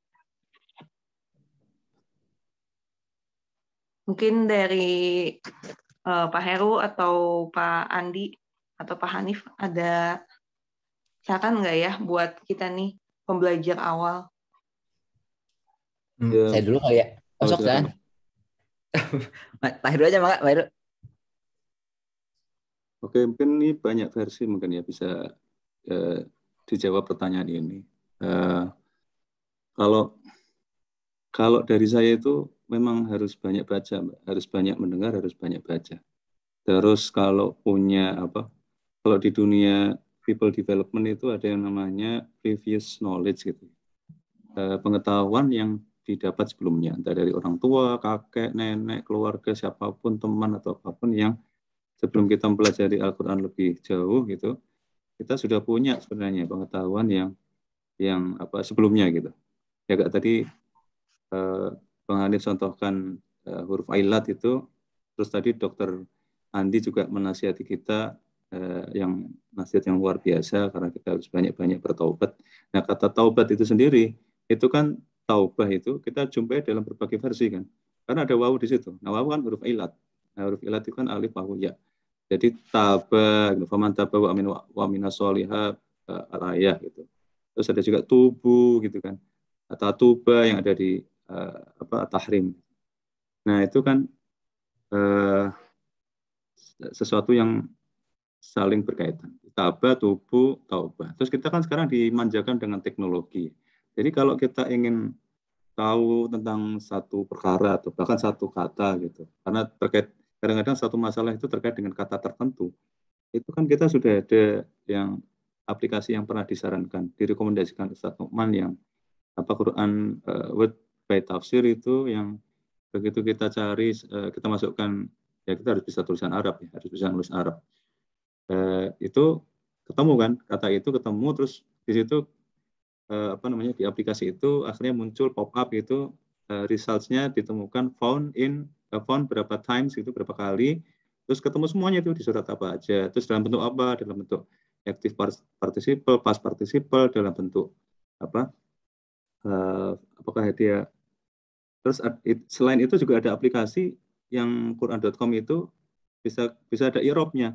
Jadi apakah ini fi'il mudhari, apakah ini fi'il madhi, apakah ini mubtada, khobar, idhofah, mudhof ilaih, itu ada semuanya. Jadi kita sangat dimanjakan sekarang ini dengan teknologi. Terus dengan aplikasi itu bisa juga di search gitu. Tadi seperti disampaikan Dr. Andi tentang masalah apa atau kalimat apa. Nah, makanya Ustadz Tuman juga pernah bilang hafalan itu membantu, karena orang hafal Al-Quran itu tahu ini ayat ini misalnya tentang Bani Israel gitu kan. Ya Bani Israel aku nikmati allati an'amtu alaikum wa inni faddaltukum 'alal alamin wattaqu yawma la tajzi nafsun an nafsin syai'a. Itu ada tidak hanya di satu ayat. Di Al-Baqarah sendiri juga ada tidak hanya di satu ayat. Jadi terus akhirnya insya Allah itu bisa mencerahkan. Jadi memang harus banyak baca dan kita jadi menjadi motivasi kita gitu supaya bisa nyambungin ini, ini ada juga di sini, ini aja. Terus juga yang nggak kalah pentingnya adalah kutubut tis'ah ya. Jadi kitab-kitab hadis yang menceritakan ayat tertentu di surat tertentu. Ya seperti contohnya At-Tahrim ini di Perluk di video yang pertama itu Ustadz membacakan 2 hadis semuanya full panjang, karena memang dari 2 hadis itu disitulah kita bisa mendapatkan pencerahan. Situasinya seperti ini. Tapi Ustadz ini juga pernah berpesan bahwa nurnya adalah tetap Al-Quran. Jadi asbabun nuzul itu penting supaya kita paham ceritanya, latar belakangnya, backgroundnya, kondisinya gitu kan. Seperti ini, situasinya seperti ini. Lalu Al-Quran inilah yang menjadi nurnya, cahayanya. Jadi yang menerangi bukan asbabun nuzulnya, tapi tetap Al-Quranlah yang menerangi. Jadi karena Al-Quran itu nurun ala nur kan. Jadi Al-Quran itu sendiri adalah nur. Jadi dua-duanya penting. Ya belajar Al-Quran, menghafalkan Al-Quran, terus mengingat-ingat, memorize, terus juga pelajari kutub-kutub. Itu menurut saya itu ya dari saya. Ya silakan Dr. Andi, Bang Hanif bisa ditambahkan. Saya mau nambahkan sedikit ya. Boleh. Apa yang nanti mungkin dari Dr. Andi juga mau menambahkan. Tadi betul yang pertama memang Iqra ya, banyak baca. Kedua itu adalah belajar bahasa Arab. Itu nggak ada cara lain gitu. Kalau orang kuliah syariah atau Libya mau di Madinah mau di itu mesti melewati fase dan lugawi. Dia harus belajar bahasa dulu. Begitu juga ketika memasuki Al-Quran. Bahkan ada ulama yang menyatakan tidak halal orang itu menjelaskan Al-Quran kalau dia nggak paham bahasa Arab. Meskipun ya itu sesuai level-levelnya ya, tidak harus yang kemudian jadi pakar level tinggi baru menyampaikan atau baru mengajarkan. Karena begini ya, dalam kalimat Imam Syafi'i itu, man tabahara fin nahwi ihtada ila kullil ulumi. Al-Quran ini kan samudra ilmu yang tak bertepi gitu ya. Dibahas dari sisi ini menarik, dari sisi ini menarik, dari sisi ini menarik gitu. Kalau orang itu nggak nyebur ke lautan, ya dia nggak akan taunya cuma sungai, kolam gitu. Jadi taunya hanya terbatas. Tapi ketika dia masuk ke ulumul Quran, ya, ilmu-ilmu Al-Quran, mau tidak mau adalah belajar bahasa Arab. Ada lagi syair mengatakan annahu aula awalan an yu'lama idil kalamu dunahu lan yufhama. Jadi apa namanya? Nahu itu aula yang pertama dan yang utama, yang prioritas, dan awalan yang pertama dipelajari karena tanpanya tidak akan difahami. Sehingga walaqad yassarna Qur'ana lidzikri fahal min muddakir gitu ya. Jadi kata dzikir dan muddakir itu berkorelasi. Jadi kalau Allah itu sudah mudahkan nih Al-Qur'an untuk dipelajari dari sisi membacanya, dari sisi maknanya, dari sisi segala sisinya gitu ya. Bahkan di era sekarang ada AI ya, artificial intelligence tadi yang dicontohkan, kayak kita punya search engine lah. Zaman dulu ulama itu kalau membahas itu harus dihafal berapa kitab ya, harus tersedia literatur secara fisik untuk membandingkan. Sekarang pakai AI ya, karena yang harus satu perpustakaan besar itu cukup dengan satu flash disk bisa diwakili atau hard disk bisa mewakilinya. Maka kita ini hidup di zaman yang sebenarnya dimudahkan. Nah, dimudahkan, tinggal fahal min muddakir. Adakah di antara kita yang mau mengambil pelajaran atau ini ada harta karun nih, yang siapa mau ngambil silahkan. Tinggal kejujuran niat kita, manjada wajada begitu. Jadi kita semua pembelajar Al-Quran dan tidak ada fase udah selesai enggak, tetapi siapa yang memulai ya. Maka kata di Al-Quran itu ud'u ila sabili ya.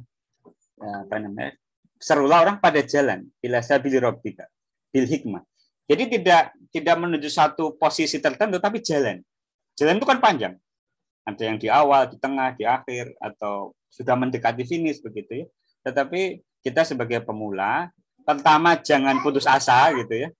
Tapi kedua juga jangan kesantaian gitu ya, karena ini jalan yang sudah terbukti an'amta alaihi. Artinya jalan yang ibaratnya ilmu itu sudah terverifikasi dan sudah terbukti mengantarkan mereka yang menitinya menjadi orang-orang yang Allah berikan kenikmat di dunia wal akhir.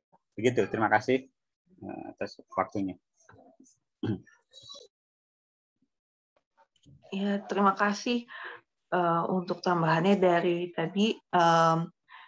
Terakhir, Dok Andi, apakah ada tambahan juga?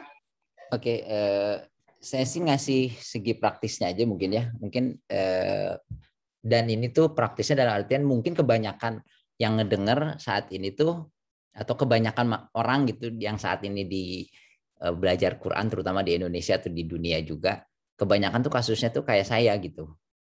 Jadi tuh mirip inilah analoginya tuh kita mau kan tadi pertanyaannya tuh kalau nggak salah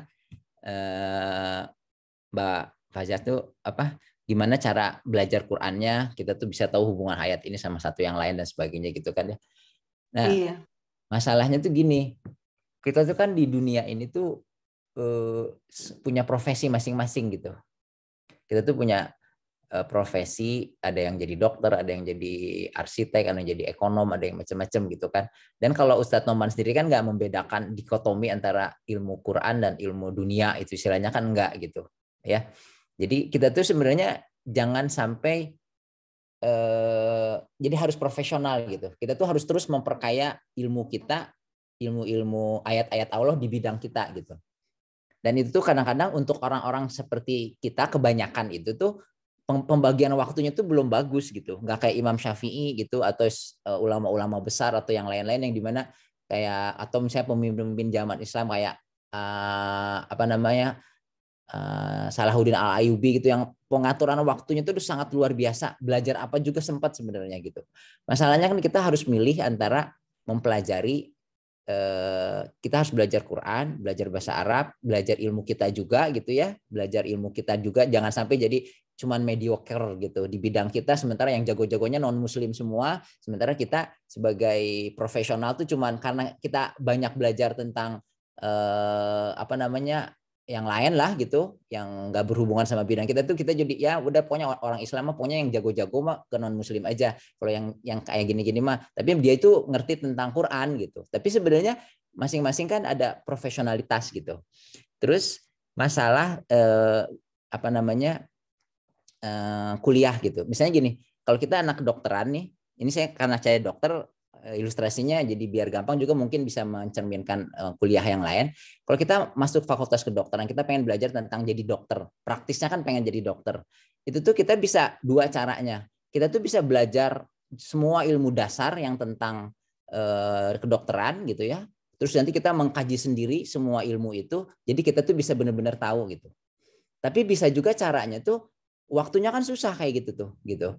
Terus kita tuh mendingan kita tuh oke, kita cari fakultas yang bagus, yang dosen-dosennya itu bagus semua, ahli di bidangnya masing-masing. Ada yang ahli di bidang kedokteran penyakit dalam, ada yang ahli di bidang saraf, di bidang anak, di bidang macam-macam lah semua gitu.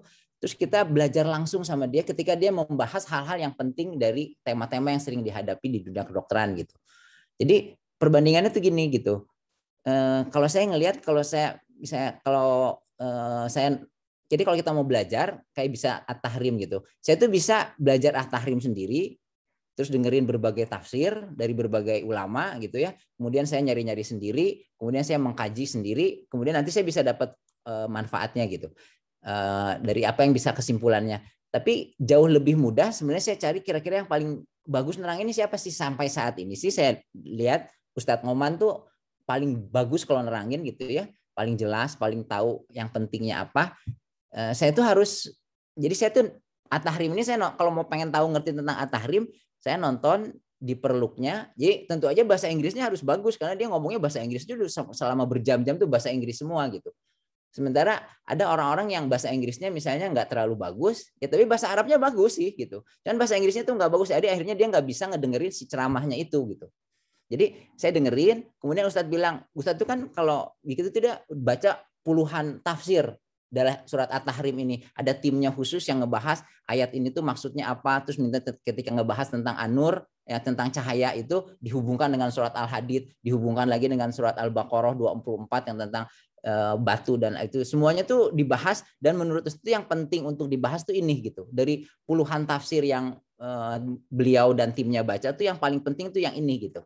Kemudian beliau sampaikan, terus kita bisa dengar, oh iya ini tuh penting, ini penting, dan yang paling penting tuh ini yang harus kita bisa laksanakan tuh ini, keindahannya tuh di sini, kita mengapresiasi, kita merasakan nikmat berinteraksi dengan Quran, kita makin yakin Quran tuh mukjizat gitu, tapi kita juga bisa dapat pesannya gitu, ya. Maksud saya tuh gini, kalau saya misalnya, ya mungkin saya yang salah sih saya gitu, berarti saya pembagian waktunya tuh belum bisa gitu. Saya tuh pengen belajar bahasa Arab sampai benar-benar bisa gitu ya, sampai benar-benar bisa mengkaji Quran sendiri.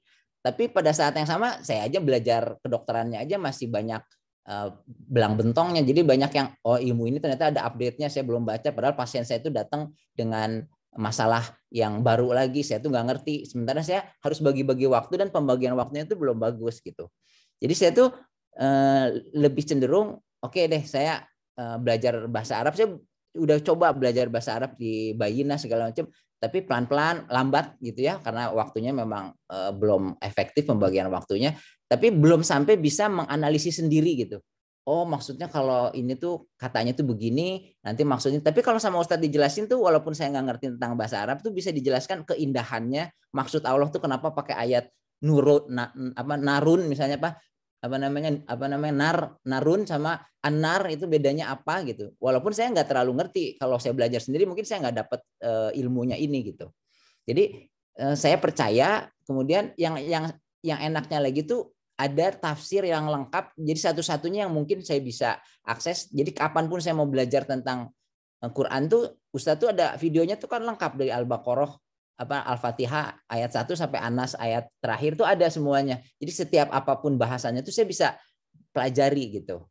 Jadi maksud saya tuh kalau saya sih lebih cenderung kayak gitu. Mungkin bisa digabungin sama penjelasannya Pak Heru, Bang Hanif juga. Jadi buat orang-orang yang istilahnya belum bisa belajar bahasa Arab sampai expert gitu ya, dan juga mungkin masalahnya kita pembagian waktunya masih banyak membuang-buang waktu dan sebagainya gitu ya. Jadi jangan juga istilahnya berputus asa gitu. Pokoknya belajar aja sembari jalan, terus perdalam bahasa Arabnya. Tapi untuk pesan-pesan Qur'annya sendiri tuh sebenarnya menurut saya si pribadi sih langsung aja dengar penjelasannya daripada dengar penjelasan. Karena kadang-kadang gini, ada misalnya Ustadz yang bahasa Arabnya juga jago gitu ya. Tapi ketika dia nerangin surat At-Tahrim tuh jauh lah kualitasnya dibandingin Ustadz Noman kalau yang nerangin. Padahal dua-duanya tuh bilang bahwa Ustadz Noman tuh jago bahasa Arab, Ustadz ini juga jago bahasa Arabnya, cuman kok nggak sedalam Ustadz Noman gitu. Kalau penjelasan yang saya tangkap gitu. Jadi artinya kalau saya pribadi sih ngasih istilahnya semangat aja buat yang belum bahasa Arabnya belum bagus gitu ya. Jadi jangan berkecil hati, terus aja belajar gitu ya. Tapi tetap kita tuh bisa gitu. Kita dengerin aja pendengarannya penjelasannya Ustadz Noman. Oh, maksudnya begini, bahasa Arab yang di sini tuh yang pentingnya tuh di sini gitu. Kenapa Allah tuh milih kata ini, kenapa Allah tuh milih kata ini gitu. Nah, yang kurang lebih kayak gitu. Dan kemudian kita tuh jangan sampai kita tuh satu lagi terakhir tuh jangan sampai kita tuh istilahnya kalau di kedokteran itu si dosennya tuh bisa nerangin panjang lebar sangat bagus luar biasa gitu ya, tapi kita tuh jangan sampai terjebak sama wah bagus banget kuliahnya luar biasa ininya, tapi yang kita tarik itu sebenarnya apa yang bisa saya ambil untuk saya praktekin pada saat saya ketemu pasien supaya pasien itu dapat banyak manfaat, saya itu dapat banyak pahala gimana gitu. Jadi yang paling praktis tuh dari kuliah ini tuh apa yang bisa saya jalanin. Memang sih kuliahnya bagus, memang indah, memang ini hubungan sama antara kuliah satu dengan kuliah yang lain, surat satu dengan surat yang lain juga sangat luar biasa, hubungannya itu sangat indah gitu. Tapi jangan sampai lupa apa sih sebenarnya kalau saya belajar surat At-Tahrim gitu, kita harus punya dapat setelah baca surat At-Tahrim itu saya dapat apa gitu, apa yang bisa saya jalanin. Walaupun saya nggak ngerti tentang semua bahasa Arab dan keindahannya belum terlalu ngerti banget, tapi saya tuh bisa jalanin apa sih yang bisa saya tangkap, kemudian saya bisa jalanin, saya bisa praktekin yang bisa dapat manfaat buat saya itu dalam kehidupan saya di dunia maupun di akhirat gitu. Maksudnya itu mungkin yang bisa buat dari saya sendiri tentang kalau belajar Islamnya itu gimana gitu. Terus tiap hari itu memang harus belajar lah baca Quran, nonton tafsirnya tuh harus setiap hari gitu. Mau terserah. Kalau kata Allah tuh, kata Ustadz Noman tuh bilang kita tiba-tiba pengen belajar, harus belajar, pengen belajar ini nih, pas kita dengar ayat ini pengen belajar tentang ini, kita buka tafsirnya, dengar penjelasan ustadznya, oh begini maksudnya. Terus tiba-tiba Sabtu ini, oh kita mau bahas At-Tahrim, terus balik lagi dengerin surat At-Tahrim, nanti tiba-tiba denger apa itu tuh sama Allah tuh ditunjukin kapan kita mesti belajar ini, kapan kita mesti belajar ini. Jadi nggak ada istilahnya panduan saya harus belajar dari Al-Fatihah dulu sampai An-Nas ngurutnya atau surat ini, karena tiap orang tuh perjalanan spiritualnya sama perjalanan yang dihadapi dalam kehidupan sehari-harinya juga beda-beda. Jadi insya Allah kita minta petunjuk terus supaya kita tuh dikasih tahu kapan kita belajar ayat ini, kapan kita belajar surat ini, sama Allah ditunjukin sehingga kita tuh bisa benar-benar dapat banyak manfaat dari apa yang kita pelajari gitu. Mungkin itu aja dari saya sih, makasih. Ya, makasih Dok Andi untuk tambahannya. Dan ini Pak Hanif, jazakallahu khairan Pak Hanif untuk sharingnya, dan tanpa terasa juga ya ini sudah pukul 7. Alhamdulillah kita dapat banyak sekali ilmu ya tadi dari Pak Heru, Pak Hanif dan juga Pak Andi tentang At-Tahrim, Anissa tadi juga ya, Baqarah juga. Dan di sini karena kita sudah hampir habis waktunya, mungkin saya rangkum juga nih. Ini ada pertanyaan juga dari Kak Siti. Saya penasaran dengan cahaya saat di akhirat nanti. Apakah cahaya di akhirat nanti itu seperti bentuknya cahaya matahari atau lampu? Dan apakah ada perjalanan nanti saat di sana jadi memerlukan cahaya. Mungkin ini langsung dirangkum aja dengan Pak Heru sekaligus closing-nya ya Pak Heru ya. Pertanyaan dan juga penutup. Ya kalau saya itu seperti apa, kalau kata Ustadz Nukman itu tafsir terbaik adalah ya nanti akhirat itu tafsir terbaik. Terus beberapa ulama juga seperti Gus Baha itu saya juga pernah dengar beliau itu ya kalau mau tahu yang benar siapa ya nanti kita lihat aja, kita lihat di akhirat gitu. Nanti tapi juga suasananya kan juga suasana yang berbeda karena kan kita sudah dihilangkan ghil ya antara sama orang beriman kadang-kadang ada ghil itu. Orang beriman kan bisa saling bermusuhan ya kayak istri namanya juga Ummul Mukminin gitu kan, ibunya orang beriman. Berarti kan ibunya orang beriman kan lebih mantap dari orang beriman yang umum gitu kan. Terus sama Rasulullah gitu kan. Itu juga bisa terjadi seperti apa yang kita pelajari di surat At-Tahrim. Santai aja, tapi di akhirat nanti semua ghil itu akan dihilangkan. Tadinya sama-sama aktivis masjid gitu kan. Tapi niat awalnya ingin dekat sama Allah gitu. Begitu sama-sama jadi pengurus masjid terus nggak bisa akur gitu. Kalau yang satu sholat di soft pertama, yang satu harus sholatnya terpaut 2 soft gitu. Nggak mau sebelahan, nggak mau deketan. Tapi itu ada karena ada ghil. Tapi ghil itu nanti insya Allah akan dihilangkan di akhirat. Jadi jawaban saya atas pertanyaan Mbak Siti ini ya la adri gitu. Saya nggak tahu. Karena yang tafsir ini cahayanya seperti apa, apakah seperti TL, apakah seperti lampu-lampu yang ada di dunia atau jenisnya beda, wallahu alam. Saya juga belum pernah mendengar penjelasan tentang itu. Tapi kalau kita kembali ke At-Tahrim yang kita pelajari, itu saya sih senang banget ya. Ini bagian yang lucu saya belum sempat share karena waktunya nggak cukup. Gitu. Tadi kan ada hadis yang dari Bukhari, ya, Sahih Bukhari. Ada juga Ustadz juga menyebutkan ada beberapa versi untuk surat At-Tahrim. Ada Tirmidzi, ada Nasai. Saya juga sudah pelajari semua. Ada yang Sahih, ada yang Hasan. Kebanyakan Sahih gitu. Jadi ya mantap gitu. Hadisnya mantap. Kalau yang saya ambil yang dari Bukhari. Ustadz juga persis ya. Saya dengarkan Ustadz dari awal sampai akhir itu Bukhari persis gitu. Yang di surat Bukhari di hadis Bukhari itu persis Ustadz ngomong ini persis sampai akhir sampai selesai yang hadis Bukhari 2288 itu persis redaksinya juga persis. Ya, ini tadinya mau saya share tapi ya udah nggak cukup. Tapi kalau dari At-Tahrim sih saya senang banget karena ini menjadi landasan fondasi untuk suami istri gitu ya. Jadi santai aja kalau bertengkar ya Rasulullah juga pernah mengalami ya di debat istrinya juga santai aja gitu kan. Jadi ada dua sisi. Nasihat untuk suami dan nasihat untuk istri dari At-Tahrim yang saya pelajari ya. Jadi untuk suami itu santai aja. Gitu. Jadi jangan terus merasa wah ini harus jangan jadi kayak umat Mekah. Gitu. Artinya merasa bahwa suami harus mendominasi. Gitu. Itu nggak perlu lah. Jadi artinya kita diskusi kalau misalnya istri nggak setuju karena punya pendapat ini atau mungkin bukan karena sesuatu yang rasional sekalipun ya santai aja gitu. Karena Rasulullah jadi Umar sendiri juga gitu kan. Jadi di hadis itu juga diceritakan Umar juga gitu. Terus Umar marah sama anaknya Hafsah yang jadi istri Rasulullah itu ya anaknya Hafsah juga benar diceritakan. Ini benar. Kamu mendebat Rasulullah terus kamu bertengkar sampai malam gitu. Ternyata benar gitu. Naam gitu si Hafsahnya jawabnya naam. Loh benar ternyata. Jadi santai aja. Jadi itu untuk suami. Jadi tetap sabar. Rasulullah kan mengasingkan diri juga 1 bulan. Jadi kalau kita masih belum pernah mengasingkan 1 bulan ya itu masih baik lah. Tapi kalau misalnya sampai terjadi, tapi mungkin nggak separah Rasulullah kan kejadiannya kan. Jadi kita masih sebagai suami itu satu poin. Terus untuk yang istri itu juga sama. Jadi ada hikmah yang luar biasa yang kalau saya baca-baca hadis itu akhirnya yang kemarin juga sudah dibahas Mas Didit itu kan ada 4 wanita teladan disebutkan jelas itu hadisnya juga derajatnya kalau nggak salah Hasan ya. Jadi bukan doif dan sebagainya. Jadi 2 itu kan yang dari keluarga Rasulullah ada Khadijah gitu kan dan Fatimah. Ya. Terus yang dari luar keluarga Rasulullah ada 2 juga kan, yang Maryam sama Asia istri Fir'aun. Nah itu bisa kita pelajari gitu.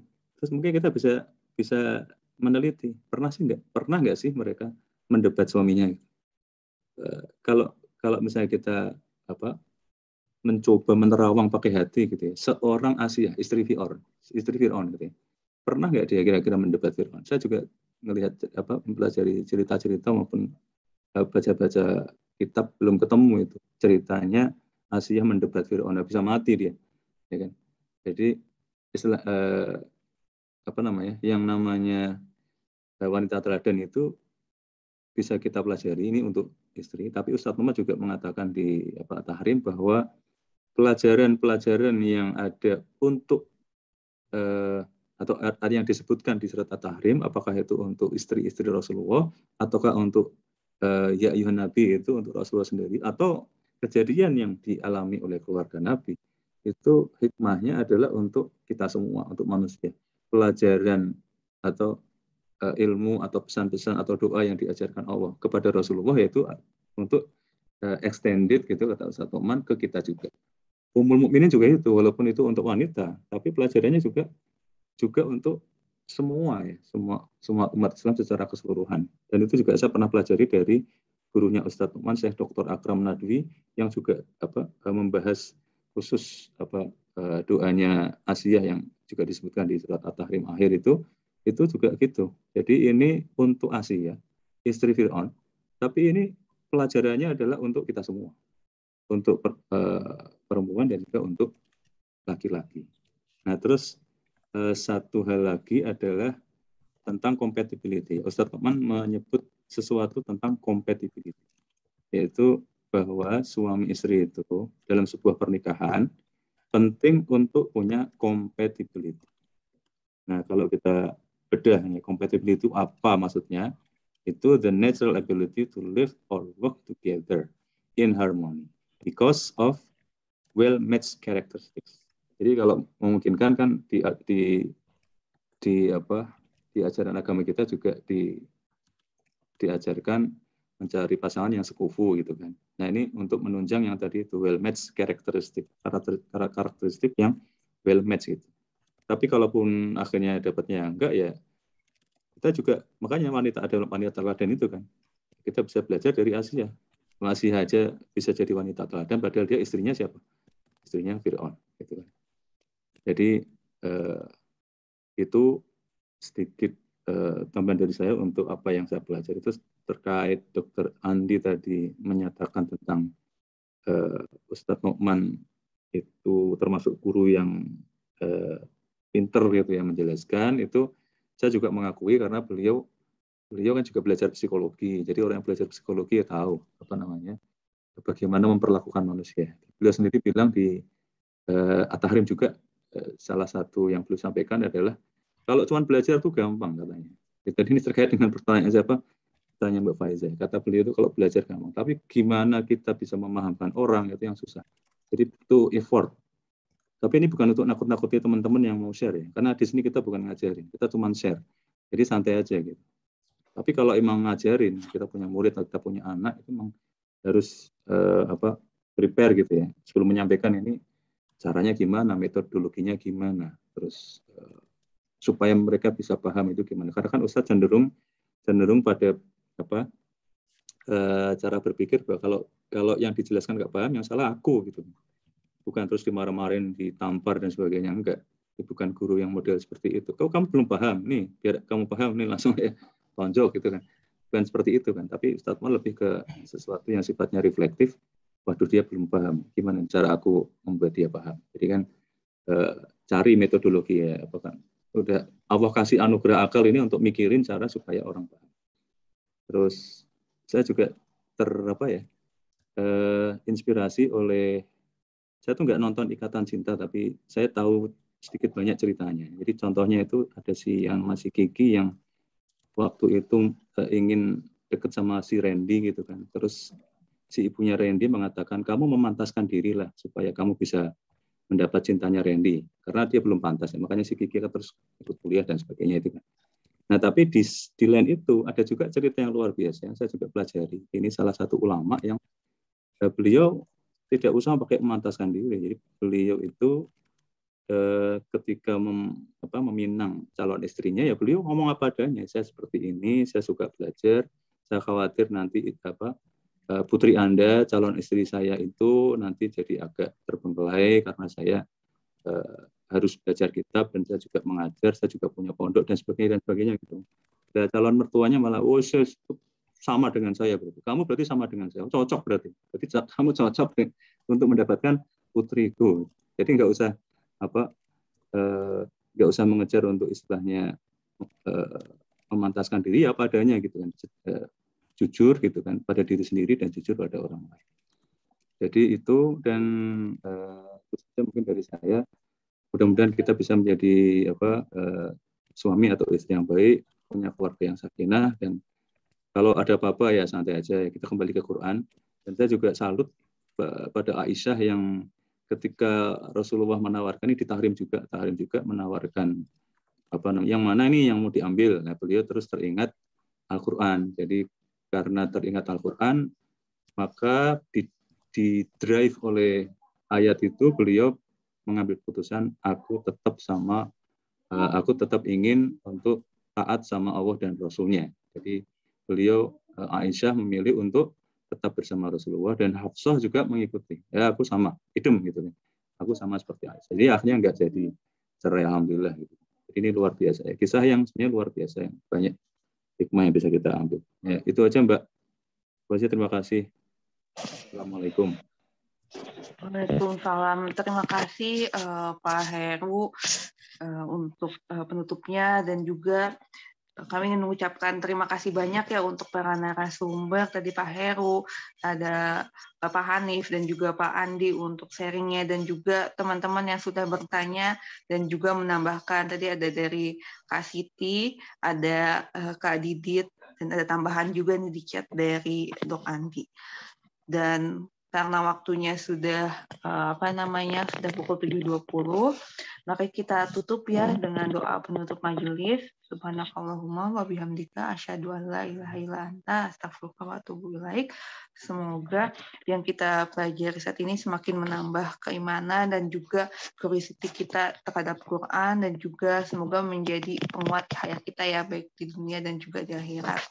Dan insya Allah kita bertemu lagi di Story Morning pekan depan.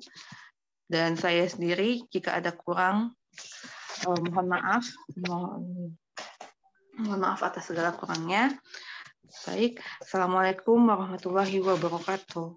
Waalaikumsalam warahmatullahi wabarakatuh. Waalaikumsalam warahmatullahi wabarakatuh. Assalamualaikum warahmatullahi wabarakatuh.